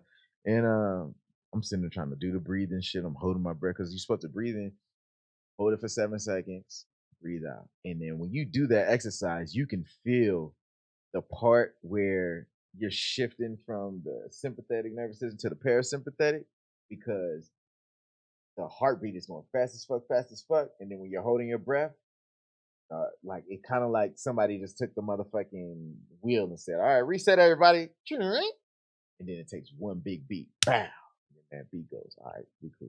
Cool. So we go from beep beep beep beep beep beep beep beep beep beep beep beep beep beep beep, bow, boom, boom, boom, and you feel that boom, right? And so I'm watching Bob Ross just trying to fucking do shit that's calm, and I'm just like, and then I fucking breathe and I do the shit, and then it comes back. Shit came back 3 times today, so it was. I dealt with this shit from probably like 6 to 9. Like, why was I talking about What? that shit? Why was I talking about that shit? Uh, I'm trying to think about it now too. I was just listening. I was trying to see like where you were gonna go. Dude, We were talking about Rucky. We were talking about Rucky, and me. Yeah, I didn't want to do it for the culture. I wanted to save. I did. I wanted to put money, use the money for it for that, and then oh, you see, it was because why not do something easy for it? Like why not do something simple if it comes, or why not do it if it comes easy to you I do it if it comes easy. and you're watching Bob Ross. Oh, yeah. Because then he said that it's supposed to be fun. If you're not having fun doing it, then it's not worth doing. Then he was just talking about like when stuff is easy, when it's fun, and like you know what I mean. And not that. Then Steve came on and he was talking about like not putting too much thought into it. He said, "Oh, when you're trying so hard, or when I'm overdoing it," and I'm like, "Dude, all these analogies he's talking about relate to music." He said, "When I just keep it simple," he said, "You know what's funny?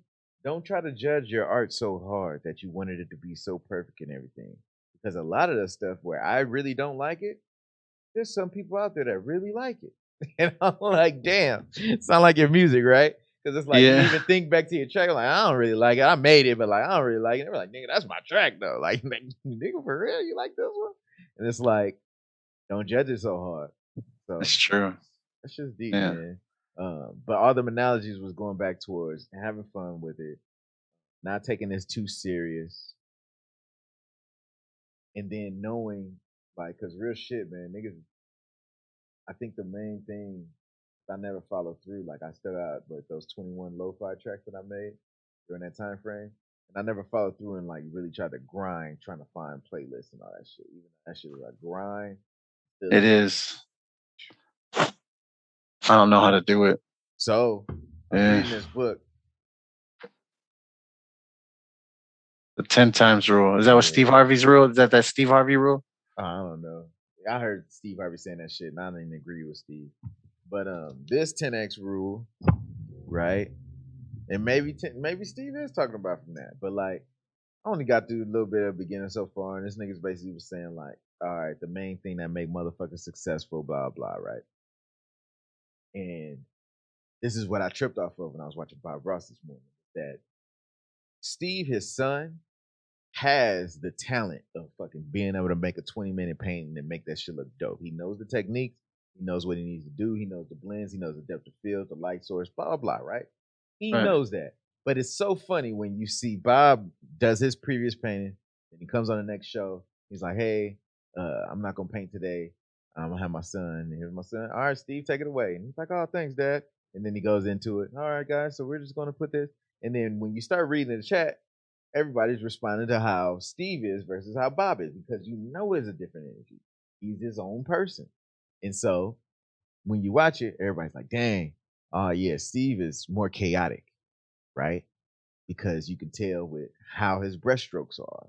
There's not as much grace behind his shit. It's faster than Bob, you know what I mean? But Yeah, that comes with age. yeah, he's younger, right? He's younger. So he's Yeah, you younger. can He's tell his gonna youth. be It's youthful. he's youthful. Hey, he's going reckless abandon. Fuck it. He got way more fuck it in him. But the thing that I realize, and I don't know, like I don't know motherfuckers for sure, but like I'm pretty good at reading motherfuckers. And my thing that I gathered is that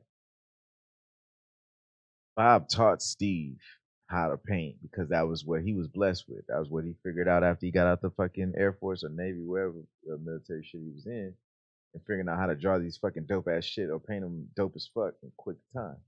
And so Yeah. he passed that talent on to his son. But the thing that he couldn't pass on to him, no matter how hard he tried, is his passion for doing it. Yeah. Can't transfer that. You only could transfer the talent. And when you watch Steve do it, like Bob had the whole thing. All right, good night, good. Bye, friends, and God bless. Like, you know what I mean? You can tell that he was living his full self in doing it, right?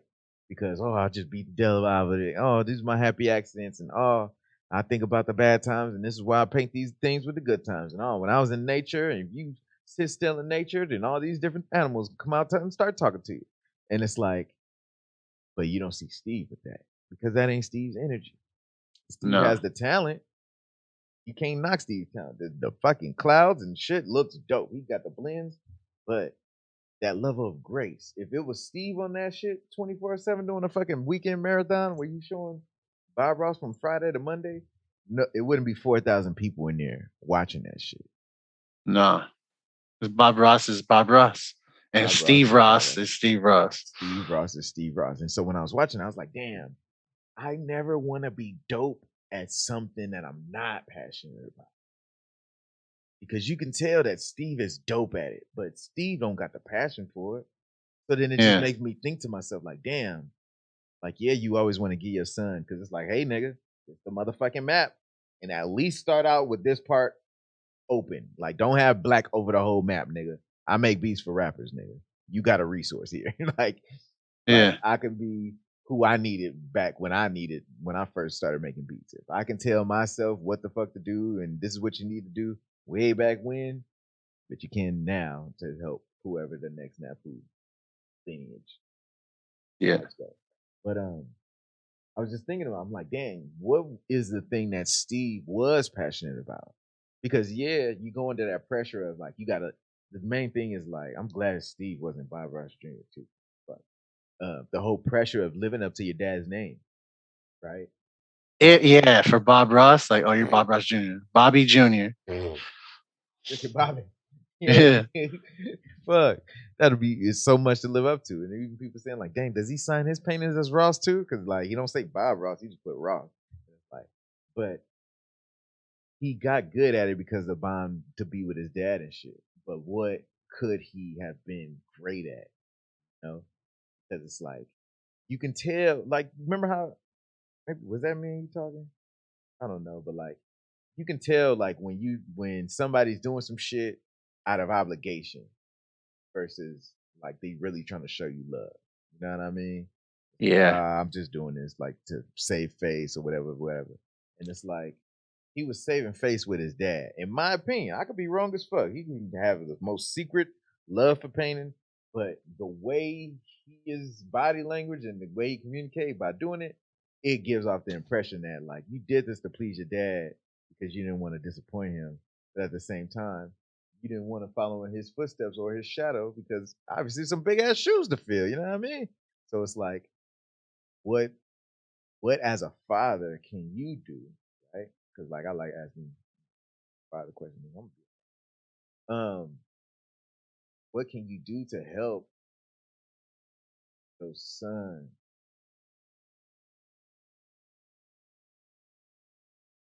know that It's okay. it's okay? You can either make beats for rappers too, or you can make beats for films, or you can not make beats at all. Like whatever you want to do is okay, and I'm gonna support you. And it's like I'm gonna support you what's gonna be dope for you. You know what I mean? Like I know you want to be dope for me because I'm your dad and shit. But like it's gonna be all right. Like I'm gonna help you with what you want to do. So that way you don't have to be doing you don't ever have to do it out of obligation or thinking that I gotta do this just because my dad want me to do it. Yeah. That's crazy, man. And I'm thinking about myself, and then I'm thinking about my son too. Like, because at first you don't really know what your passion is, right? Like some people, I'm jealous of the people who automatically know. I had to work for it, like to Mm, find out what it was. Like I did it, and it did make me happy. But then my passions lie in multiple things, so it's just like that's what it was hard. Like I thought I had to have a passion just for one thing because that's the rule, right? yeah, but that's the rule that other people follow. That other people like to make seem like that's the standard. Yeah. But Focus on one thing, you're everywhere. Like, nah. now, see, the key is one thing is going to open the door for everything. But for people like us, we don't know what that one thing is. So just like how doing the music, but the Rucky Fenster shit went off. Like, can we say that we made more off the Rucky shirt than in music? We No. made more. Yeah, that's what I'm talking No. about. Mm-mm, Look it, not yet. look it. So It has the then, potential to, though. It has the potential to. But oh yeah, go ahead. You're saying. My bad. I don't know what you go ahead. I didn't hey, mean to I cut like you. that. No, I like that. No, because in that video he was talking about, he was saying like he started his music in 2018 or something, and it took him 2 years to start making money off the shit. And like I was looking at my shit, I was like, dang, $16. Like I remember looking at 171 for like 5 years straight, $1.71. So Mhm. $16.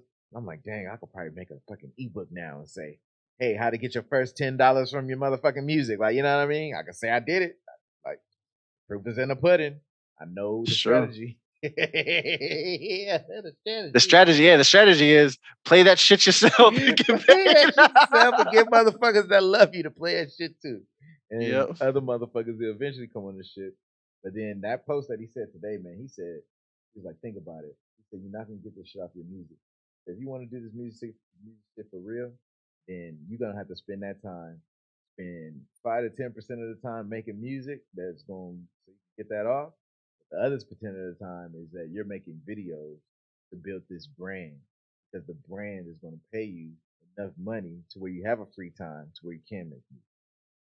Yeah, the brand, because how the like what we were talking about before is like they got to know you.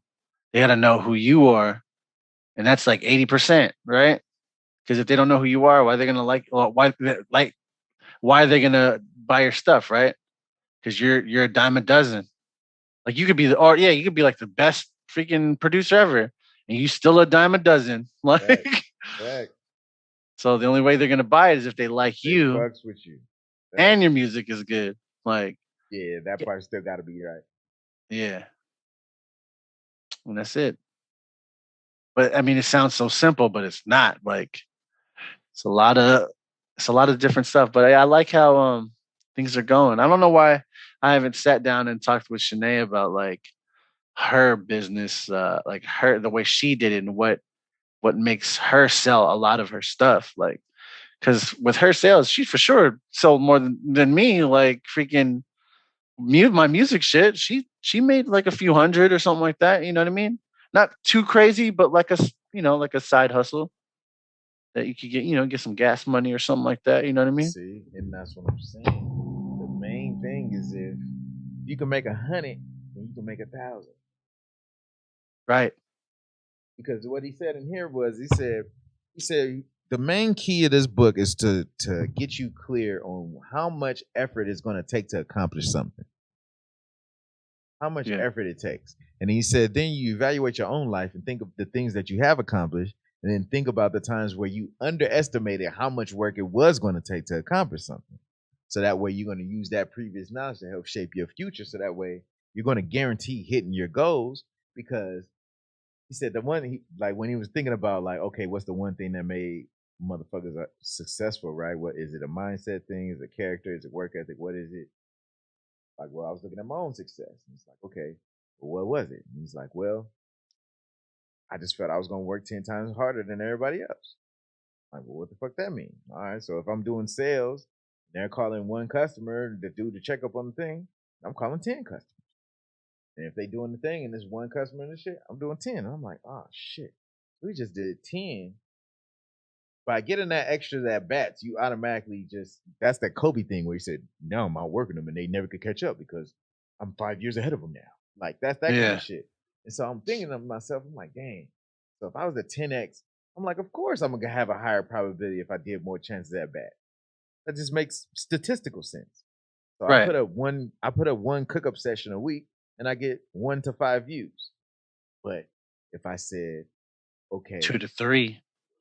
think about this. If I said, okay, we're gonna get serious and like we're not gonna do 30 beats by Thursday.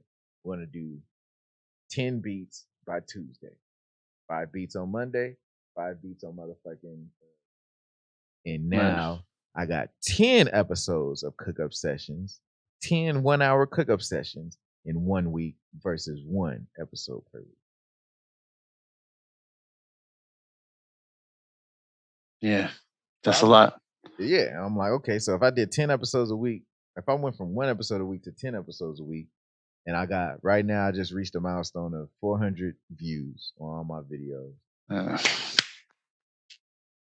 400 400, views, bro. We're up. 400 views and 10 subscribers. So I'm thinking, I'm like, okay, if I can get 10 subscribers, then I mean, I could get 100 because we need 100 so I can get my own little custom URL instead of sending this long ass YouTube thumbnail. I mean, fucking copy address because our shit don't say NappooBeats or it don't say my name Boris at the end of this shit.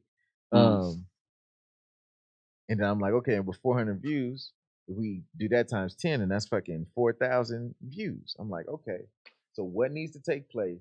We need to have 4,000 views and 100 subscribers. More volume in terms of putting more videos on YouTube. Evan Carmichael said he put the shit on YouTube as his home base, and then he chops everything up and then redistributes to everything else. So just like how we marked that 50 minutes on this video, because then we're gonna cut out the clip about parenting and the fucking RTS and all that.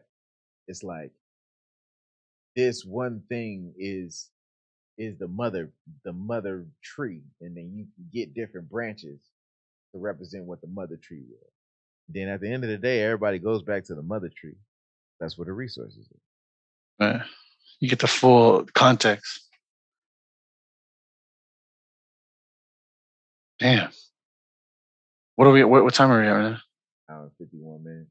Oh shit, we're almost at 2. Damn, dude. I mean, I obviously I like all the stuff that we were talking about already because it's a lot of this, it's a lot of discovery on this episode. A lot of discovery, and it's going to shape how we move.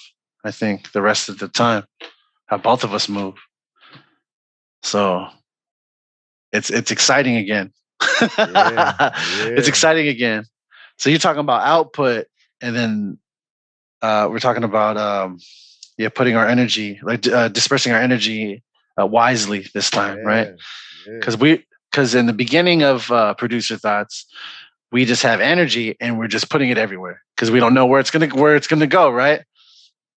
And then now that we put our energy out there, some of it's dispersed in some places where it's not there no more, but some of them stick. And then those ones where it's stuck are the ones we're focusing on now.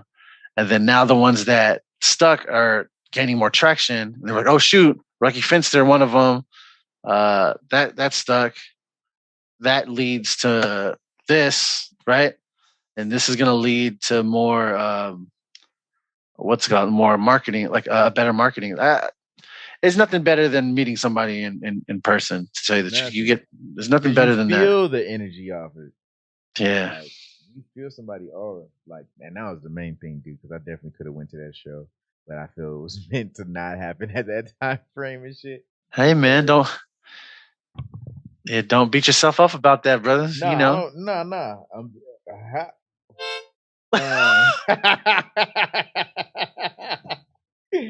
Fucking shit, man. Yeah, fuck. All right, my bad. Go ahead. But yeah, nah, dude, just fucking doubling down, 10xing down on. That makes sense. Yeah, shooting energy everywhere, concentrating the energy, being clear. Oh, so trip off this. So the other day, 3 days ago, 3 or 4 days ago now, I get this random ass email that says, "Hey, Boris, we We heard your music. yeah, we heard your music. Fucking, we are a publishing company that puts. Matter of fact, I got the email right here. Fucking was random as fuck.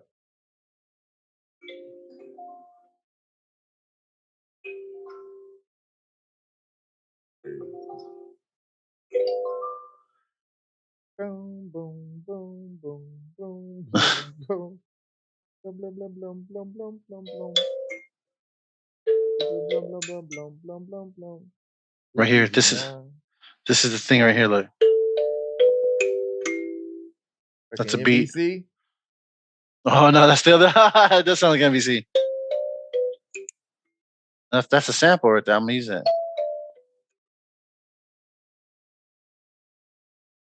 There. Uh. Uh. Let me go ahead and switch up. Greetings. I'm Roger, one of the directors over at SME Media. We're contacting you today to see if you're interested in placement opportunities with several film companies we're currently working on projects with. These placements include music, tunes for television, trailers, movies, series, radios, ads.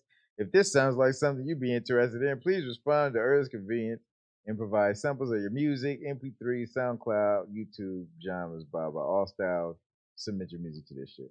I'm like, what the fuck? This was random at 8:18 in the morning. What kind of random shit is this? They're doing their job and they found you. Right?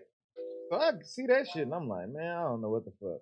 And I was already planning to buy that damn course from Clint. Yeah, I've been thinking about buying that.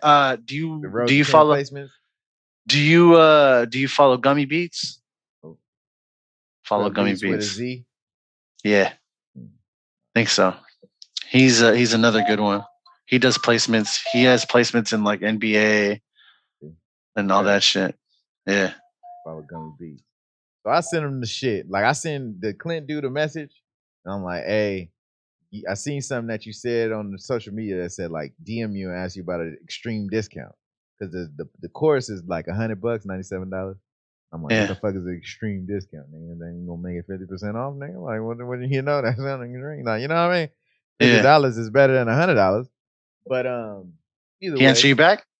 So 2 days later, he answered me back. So then when I was waiting on the reply, I'm like, I'm gonna send that shit. Cause then at the end of the reply, I'm like, hey man, have you heard of this place? Like, cause when I went and looked this place up, I tried to go look at their website and like all this shit, and I can't find no website and shit. Like mostly if you're a publishing company, you should have a You got fucking something. website, homie. Like not just a fucking Twitter account with 20,000 followers on there, because we all know that you can all have 20,000 followers on fucking Twitter. So I'm like, Right. And so I sent him the music at 5 in the afternoon on that same day. I get it at 8:18 and I send it to him at night in the afternoon, 4 o'clock. Yeah. These fools respond back at 5 o'clock. No, the next morning, 6 a.m. 6:01. Talking about good morning. We finished listening to your music and we are impressed. You had, but see, like you know what I mean. You know that's how I be feeling. Now watch this. You're really you have a really fresh and unique sound, specifically what we're looking for. Definitely would love to hear more once we get everything squared away. We're looking to add on a few more musicians to complete our roster for the year. You'll fit in well with many other projects that we're currently working on. Please read the following information correctly. We now need music for the following television series. Royalties and licensing negotiations will be discussed once you're considered for placement. These are all paid assignments. Payouts start from $1,500 per track. I like ABC, Mixed Dish, SWAT, Famously Single, Supergirl, The Masked Singer, Prodigal Son, World of Dance, The Voice, Insecure, Glow, Top Boy, Strut, American Gods, Billions on Showtime, Rex, World of Dance is still going on? right? So then you read all that, right? And you see all the shit. Then like, oh, we got these other shits. T-Mobile, Sony, Coke Zero, fucking commercials, McDonald's, Beats by Dre, Gatorade, boom, some other shit, fucking sending it out to record labels, pop, pop. And then this part right here. This is the part that just made me go. Yeah. How to get started in red online. We're looking to add on a few more musicians to complete our roster. There's roughly 10 more slots available. There is a one-time registration fee of $25. Ah. Okay. The fee will cover your registration and your catalog that'll go to our client base. Once the fee is processed, notify us immediately. We will send you the registration form and schedule you a conference via phone, FaceTime, Skype, blah, blah, to answer any questions you have. We want to get your material submitted for these projects within the next few days. We look forward to you joining our team. Ain't that Please pay the fee here at some motherfucking Cash App. And it's like, Cash App? Oh. Now, see, that cash, they can get paid from when you get paid. So I don't know why why it's doing that, because that shit's a fucking you feel what I'm scam. saying? Thank you. Yeah, it's a scam. Because they should be getting paid off the work that you're putting through already. So you shouldn't even cost anything for you. It's just like a talent agency. You're looking for fucking talent, right? They're not going to charge you if you got this, if you got it. They're going to get the money when you make the money, and that's it. They say that shit on freaking sitcoms all the time. That's one of the plot holes for a lot of freaking what's it called? A lot of freaking like sitcoms and shit. Motherfuckers are still doing that. That's why I just thought it was funny. I was just like, man, it came at a convenient time because it was like, ooh. But then still, just like how you was like, hey, I'm not down with fucking making clothes for shit for motherfuckers can tell me at the end like, I ain't got the money. I'm like, yeah, I ain't down for fucking sending no fucking Cash App. So, send this $25. Yeah, Cash App. Come on, man. You don't got a website to actually just go in there and get like a disclaimer and shit. Make sure you follow us on Twitter. These niggas ain't posted since 2020. Like, how you got 20,000 followers, my nigga? I don't know, man. You paid for them shits. With the $25 that you scamming from people. That's what I'm saying. You feel me? So, everything that glitter ain't gold, count 4 drums. Probably isn't. Hey, you ever seen a compact drum set? Thinking about getting one. What's that? Is that the electronic drum set? Nah, I want that too. But no, it's like a drum set, but like there doesn't have the big ass shit at the tube of the drum. You know what I mean? Like the bass drum. It's just the front. It's just the front and like a little bit of wood at the end, and it's open. And the snare, I don't know how the snare look, but I do. I want to do my own drums. I want to play some drums. I want to play some drums, record it. I want to get on the bass and record it. I want to feel that. Man, dude, that's why I got this motherfucking loop pedal, 2-channel loop pedal. You do 99 tracks on this bitch. So you got one. You bought a loop pedal. You Beats by Jay Black right now. What do you mean? Yeah, dude. Yeah. When I was watching him, because he just started doing them loop pedal videos.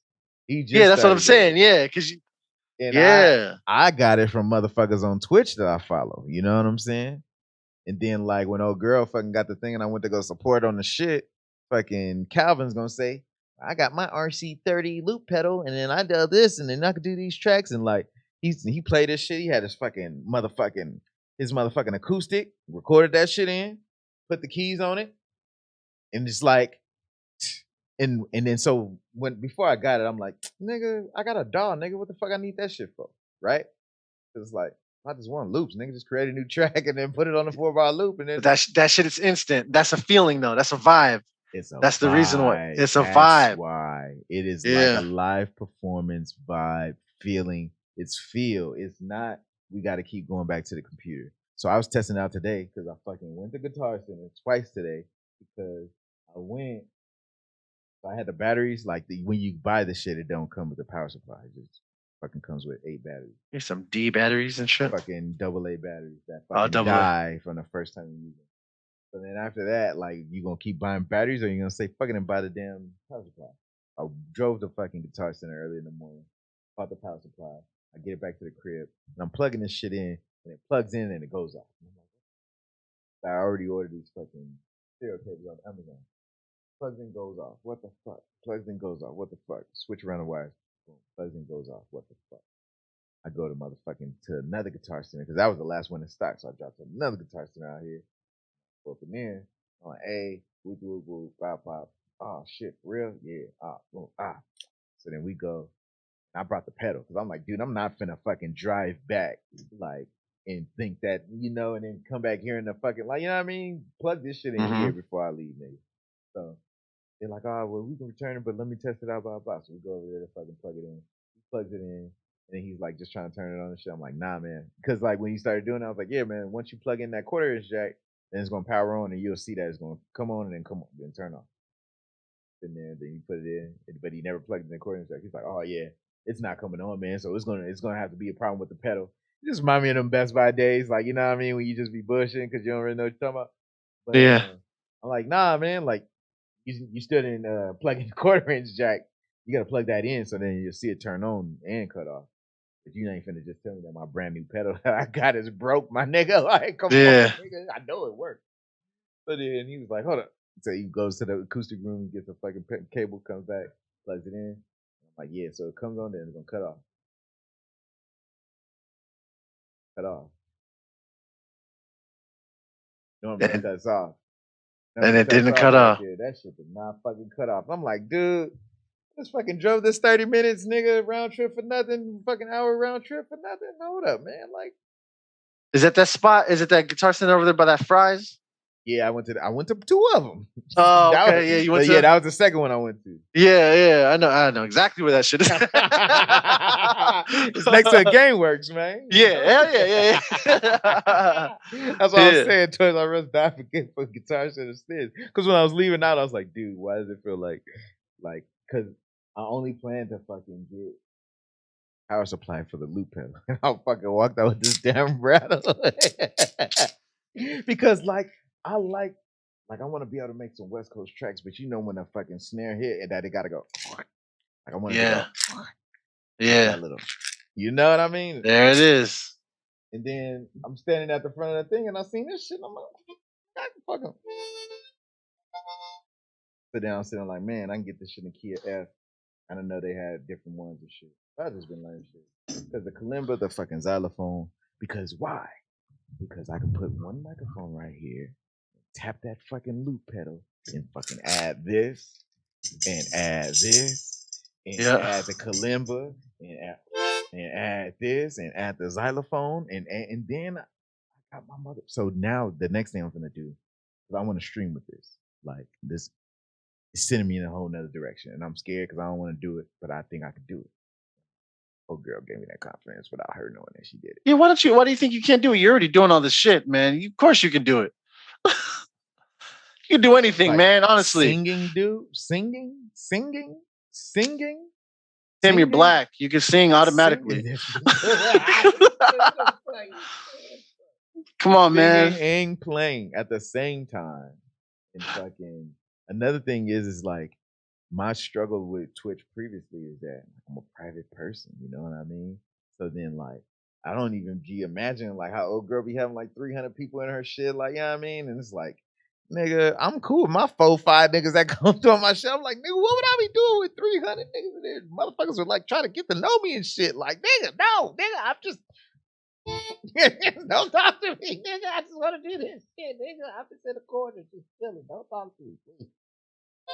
But That's it's like funny. at the same time, I got the other aspect of my personality where I want to bring everybody together. And I want everybody to enjoy and have a good ass time. And it's like if I be sitting here singing my own custom songs, because I know this what old girl be doing, nigga. She be singing songs that express how she be feeling. You know what That's I'm how you saying? do it. Yeah, Yeah. yeah. And I'm like, ooh, I got some songs that express how I feel too. And it's like sometimes that is the best way that I can express myself is through song. So it's like, okay, once again, Mm. back to energy exchange and transfer.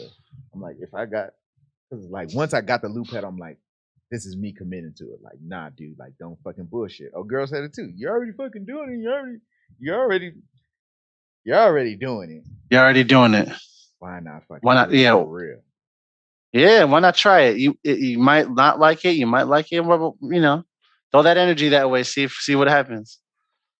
So I got this fucking guitar repair kit so I can fucking fix the 2 broken strings I got on my shit. I'm gonna restring my acoustic and Mm. learn how to strum properly. Think about it, man. I'm gonna be able to loop at the keys, the beat machine, all these damn instruments. Like it's gonna be organic to the moment. So like that's that whole thing of you have to be there for that moment, right? Because it was a loop that we created in that moment. Like that experience didn't exist nowhere else because we didn't plan on it. It was spontaneous.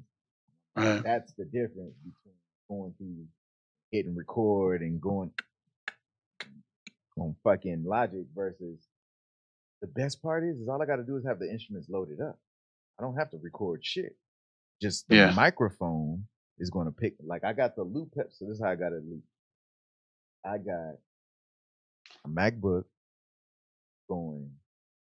I got the MacBook interface, the fucking audio one, the complete audio one. Output going into the input of this computer's interface, the fucking Tascam interface. Yeah. Everything that comes out of my Mac goes into this interface. Then I send the output out of this interface over into the loop station. Anything that Shit. comes out of any of these two computers, I can put into the loop station. Yeah. Then I got the output of those going out to the speakers, to the monitors. So now the shit is I got the monitor, I got the complete one that's hooked into this interface, that's hooked to the speakers, with hooked to the loop station that goes to the speakers. But everything I do on the mic gets recorded. So I can, and then boom, that shit gets looped in there. And then I fucking come back with it. And then you go fucking boom. How many bars can it loop? I don't know. Hey, So that's the so next part I gotta fuck with. I gotta fuck with the tempo and the bars. Because you can so do how 4/4 many and 3/4. how many bars would be comfortable for you to do starting out? What do you think? Like a good 8? What are you thinking? 4? I'm thinking the first songs. So I've been making a song list, right, of songs. Because remember, I looked up all the voice registers and shit, and then I'm like, okay, well, I'm just gonna do songs that I like, but in like you know how to change that shit, and transpose it into key of C, right? I'm gonna do them. All right, this song may be a tenor song or a fucking soprano ass nigga, but you gonna hear some motherfucking baritone and bass from me. You know what I mean? And so, like John Mayer, Neon, been looking that up.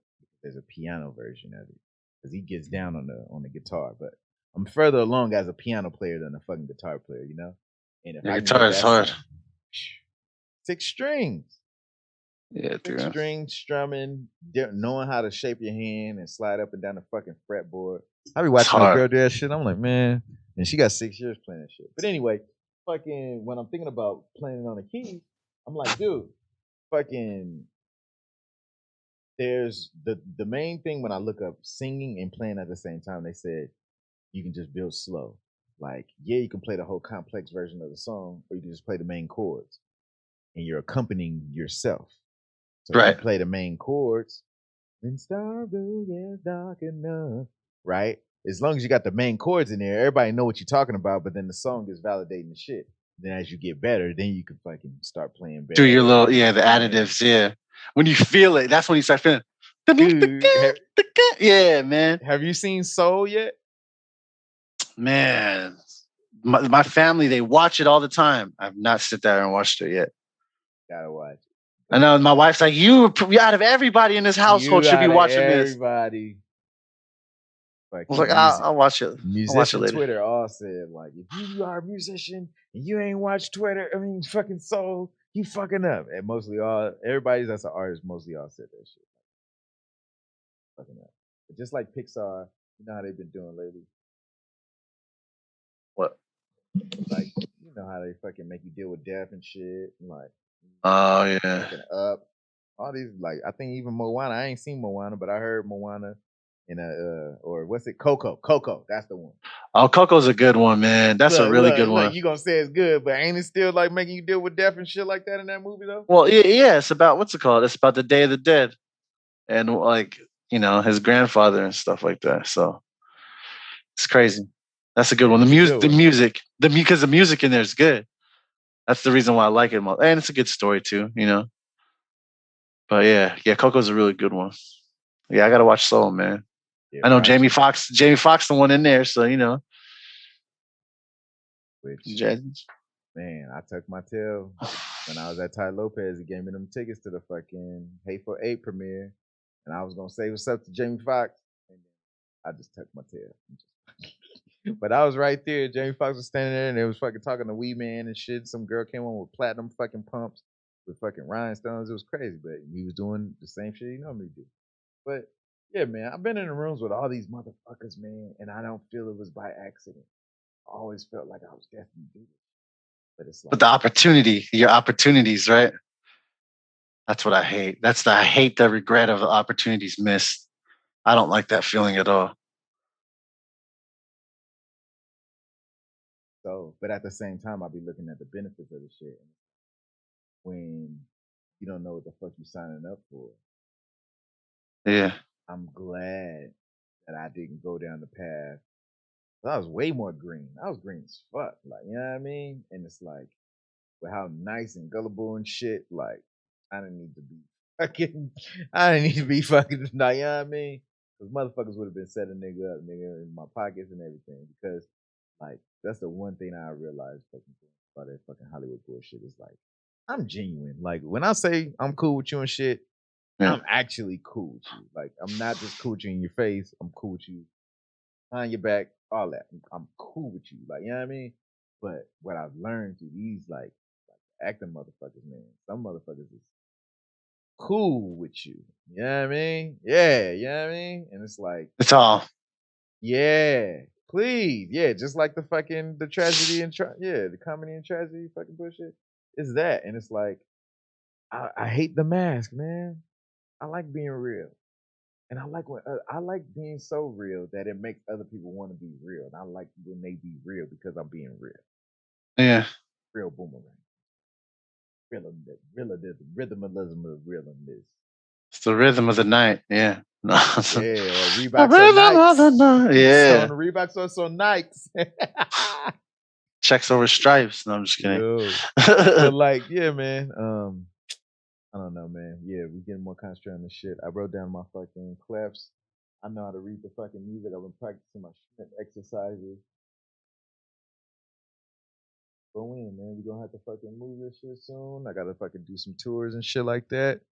And then we're gonna have to regroup and then just fucking do it. But like it's better because I'm clear on what the fuck I'm doing. So like when I go back and regroup, I don't feel I'm gonna have to be there long because my mind is different and way more clear. Remember how you said we were just giving the energy out there? Like Hmm. before I moved here, I didn't say I was no fucking piano player. Like before I moved here, I didn't even have the fucking 88 key. I got it while I was here.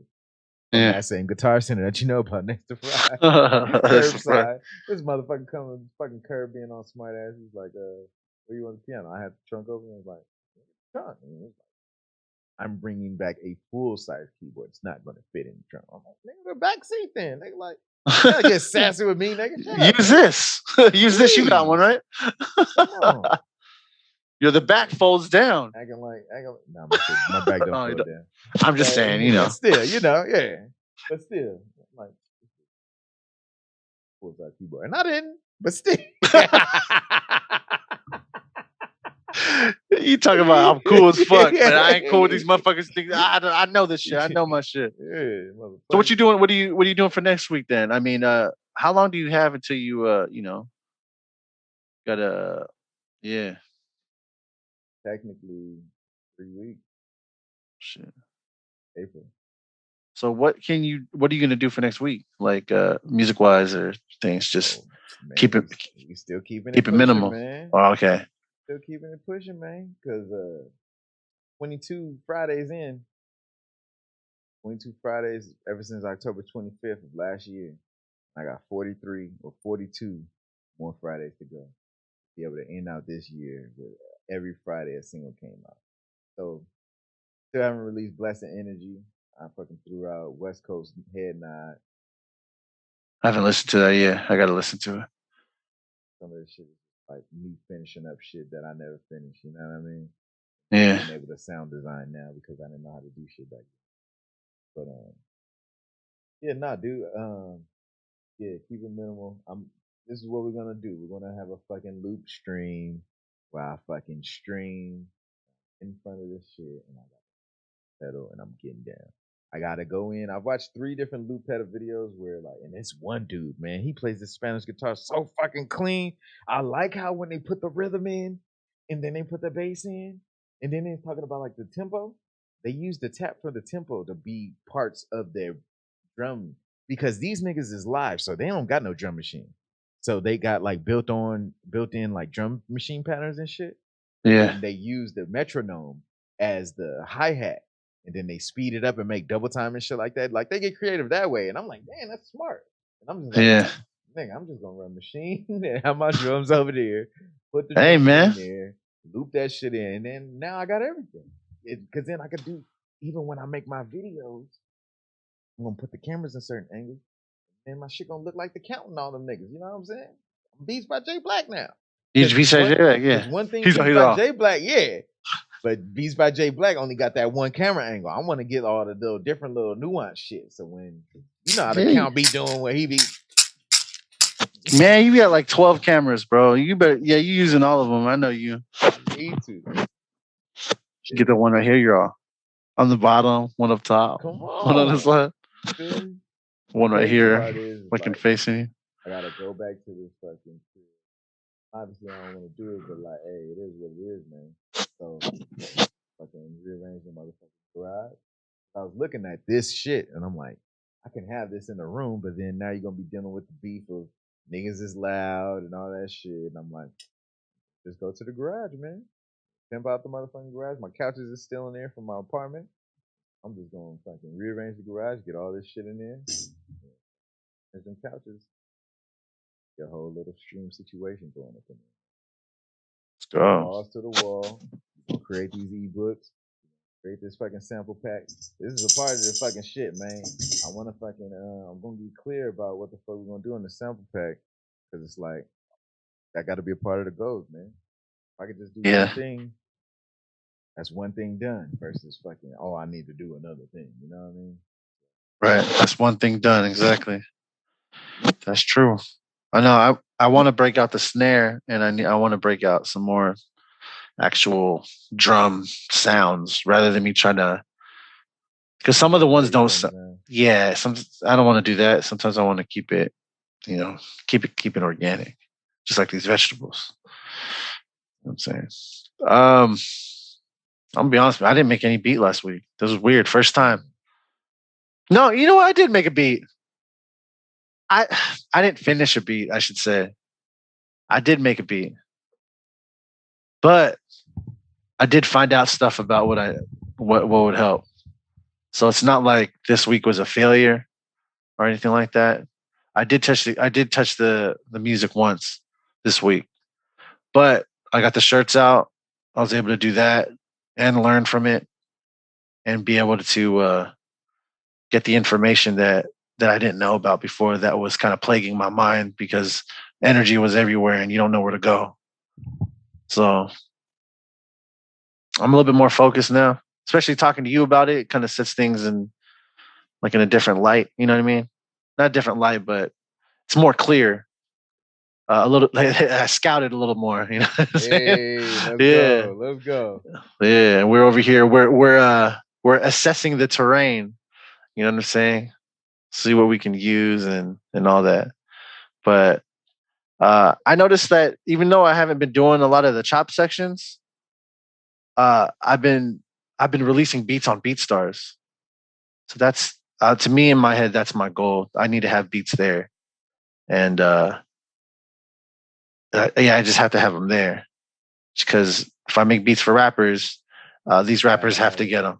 Yeah, they got to have it. So I got to get my quantity up. Exactly.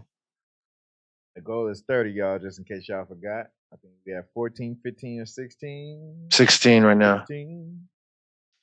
But I can do 30. I think I could do 30 easy. I just gotta. I have a lot more time in the next coming weeks, and I think I'm going to be ready to do the 30 by Thursday. Yeah, I'll keep track of it. I'll have plenty of chop sections that time because I'm gonna go live. I'm gonna try to. That's what I want to do. I'm not gonna say I'm gonna try. I want to get a day where I'm doing chop section live on Twitch. There you go. Clear about it. Yeah, that's what I want, and I'm gonna try to. I'm gonna find a day where I can do that because I need to have that. I need that community of people. Like I need to build that community of people just to talk to. Like you're saying, like I'm cool with my 5 or 6. Like I'm fine with that. Like I want to be able to, to do that. So that's one of the goals. So right now it's just beats, um, broken vegetables. So I did.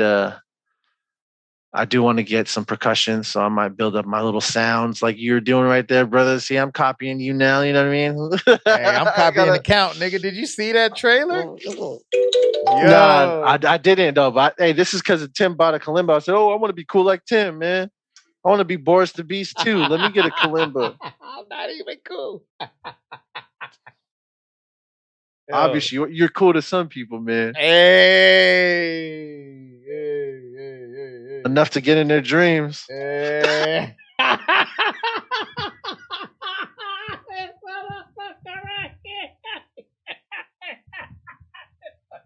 just be clear. It's not me. I'm not talking about myself. Or am I, Tim? No, I was like.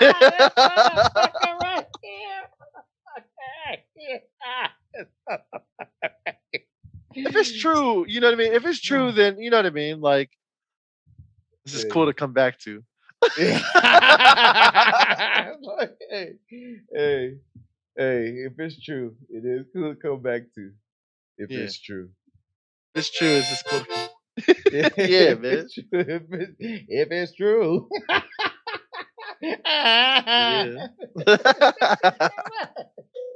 Yo, Oh, man. nah, and see, once again, this is my thing though. Trip off this. Because you're saying the reason why you bought the kalimba.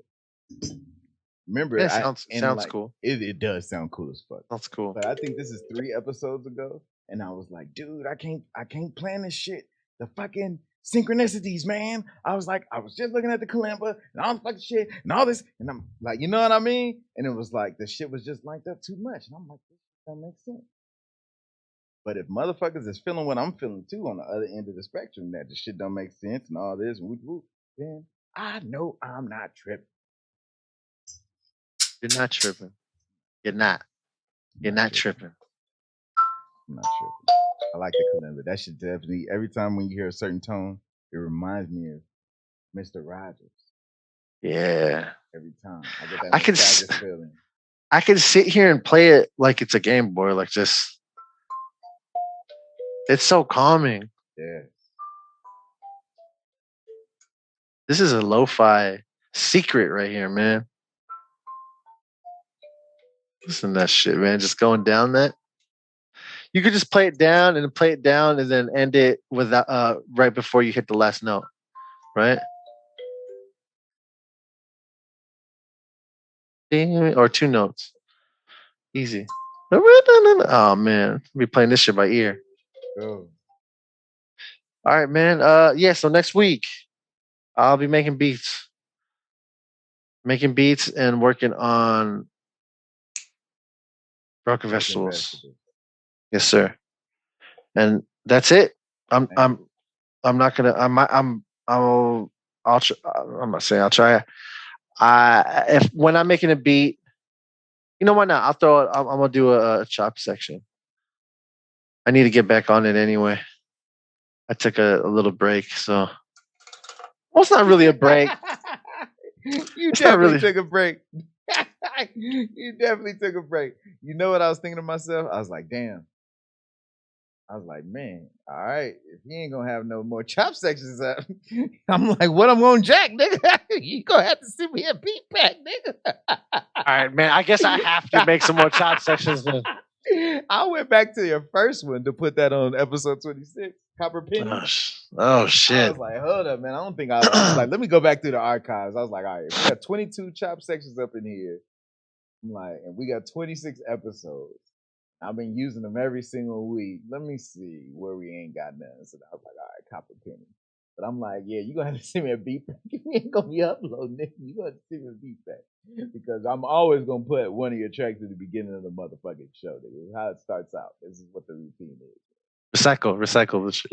And I was thinking, I was like, hell no, man, come on, we Gemini's, man. We don't do the same shit. What the fuck? We don't ever recycle our pictures. We don't, nah. And I've been watching this one too, so these are like new animes. Like I've been watching and shit. This one's crazy, by the way. This one. That shit is crazy. Like got Shrek niggas in there and everything. This one is how I got reincarnated as a slime, and this dude dies. Right, he gets stabbed in life, and then he gets reincarnated as this slime thing right here. This little fucking blob of spit look like a loogie. Yeah, but like this world that he's in is like a video game. So he has this move where he can devour. It's called devour, and he can basically eat something and know what the contents of it is and how to do it, like how to build it and all the skills that it has. So technically, so he can eat stuff. He silaged the shit out of it. Yeah, he can be. He stays a slime, but knows all the. He knows everything about it. Actually, he can transform into it too. So yeah, he silaged the shit out of everything. And he becomes stupid powerful. But yeah, I don't know. I'm still on the first season right now. I think I'm like episode like 10 or something like that. Dope though. And of course, you got Alvin in the back. Got Alvin in the back, bro. Man. And the funny part is like I wasn't gonna put Alvin, but because I'm like, okay, out of the three chipmunks, who do I relate to the most? I can see Theodore. the Alvin part, right? Fucking out in the face. I like the fucking singing. The fucking mischievous. Hey, all of them motherfuckers can sing, man. All of them can sing. Yeah, but the mischievous. Even the girls. Alvin. But I'm like, my motherfucking shit. Blue nigga. Simon. I like Theodore because he was fat. But he was scared about shit all the time. But I didn't like his personality. I'm like, I look like Theodore, but I think like Simon, and sometimes I act like Alvin. You all the chipmunks. Hey, watch there be a mention about chipmunks soon. I'm calling it right now. Right? After we talked about it, and then here we go. Dude, ain't that how it normally happen? It's gonna happen. Why? It's funny. It's gonna be funny. Now it's fucking 14:07. But yeah, man. 12:14. Appreciate your time, brother, as always. We definitely finna get some Apex and shit like that. Hell yeah, we are. It's 12:15. Yeah. We got about 2-3 hours in here. I'll do about 3, you know. Episode 26 or 27? You said 27, I believe. Well, I'm NappooBeats. This is my kalimba. Hold on, this is my kalimba. This is my tambourine. Ooh, and we where hips don't lie. Oh my god! Oh! Dude, and tell me you seen the fucking video in your head with the red lipstick and the swirl right there and the old school microphone. Then can see that shit. Dude, I'm sitting there watching the shit and she's like, oh, her roommate with the fucking shit. Then she comes back and then she has that fucking microphone.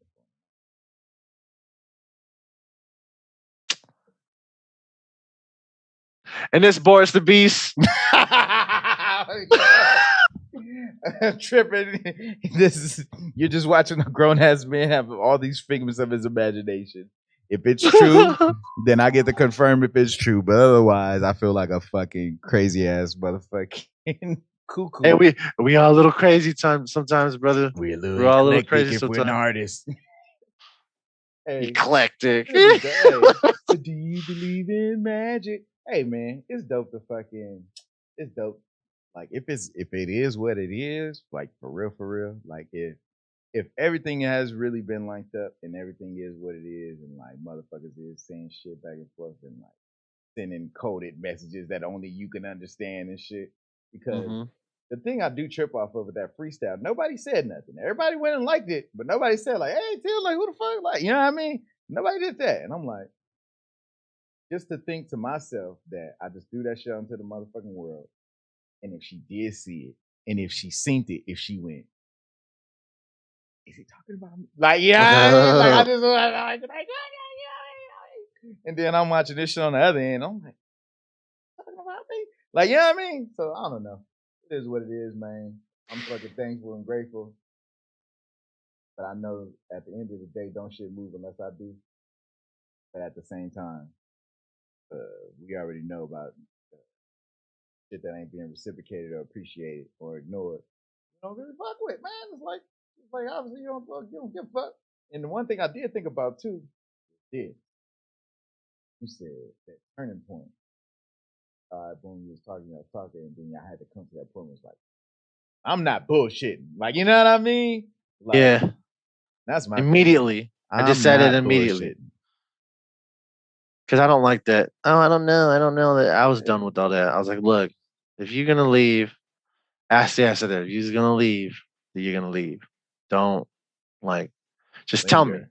Yeah. Yeah, don't linger. If this is how you feel, just go. She's like, I feel the same way. And then we laid into each other for how many years? Straight, every day, no breaks.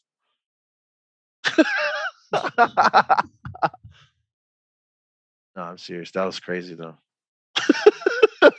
And you had it. Did you have it going like this? Did you plan it like this?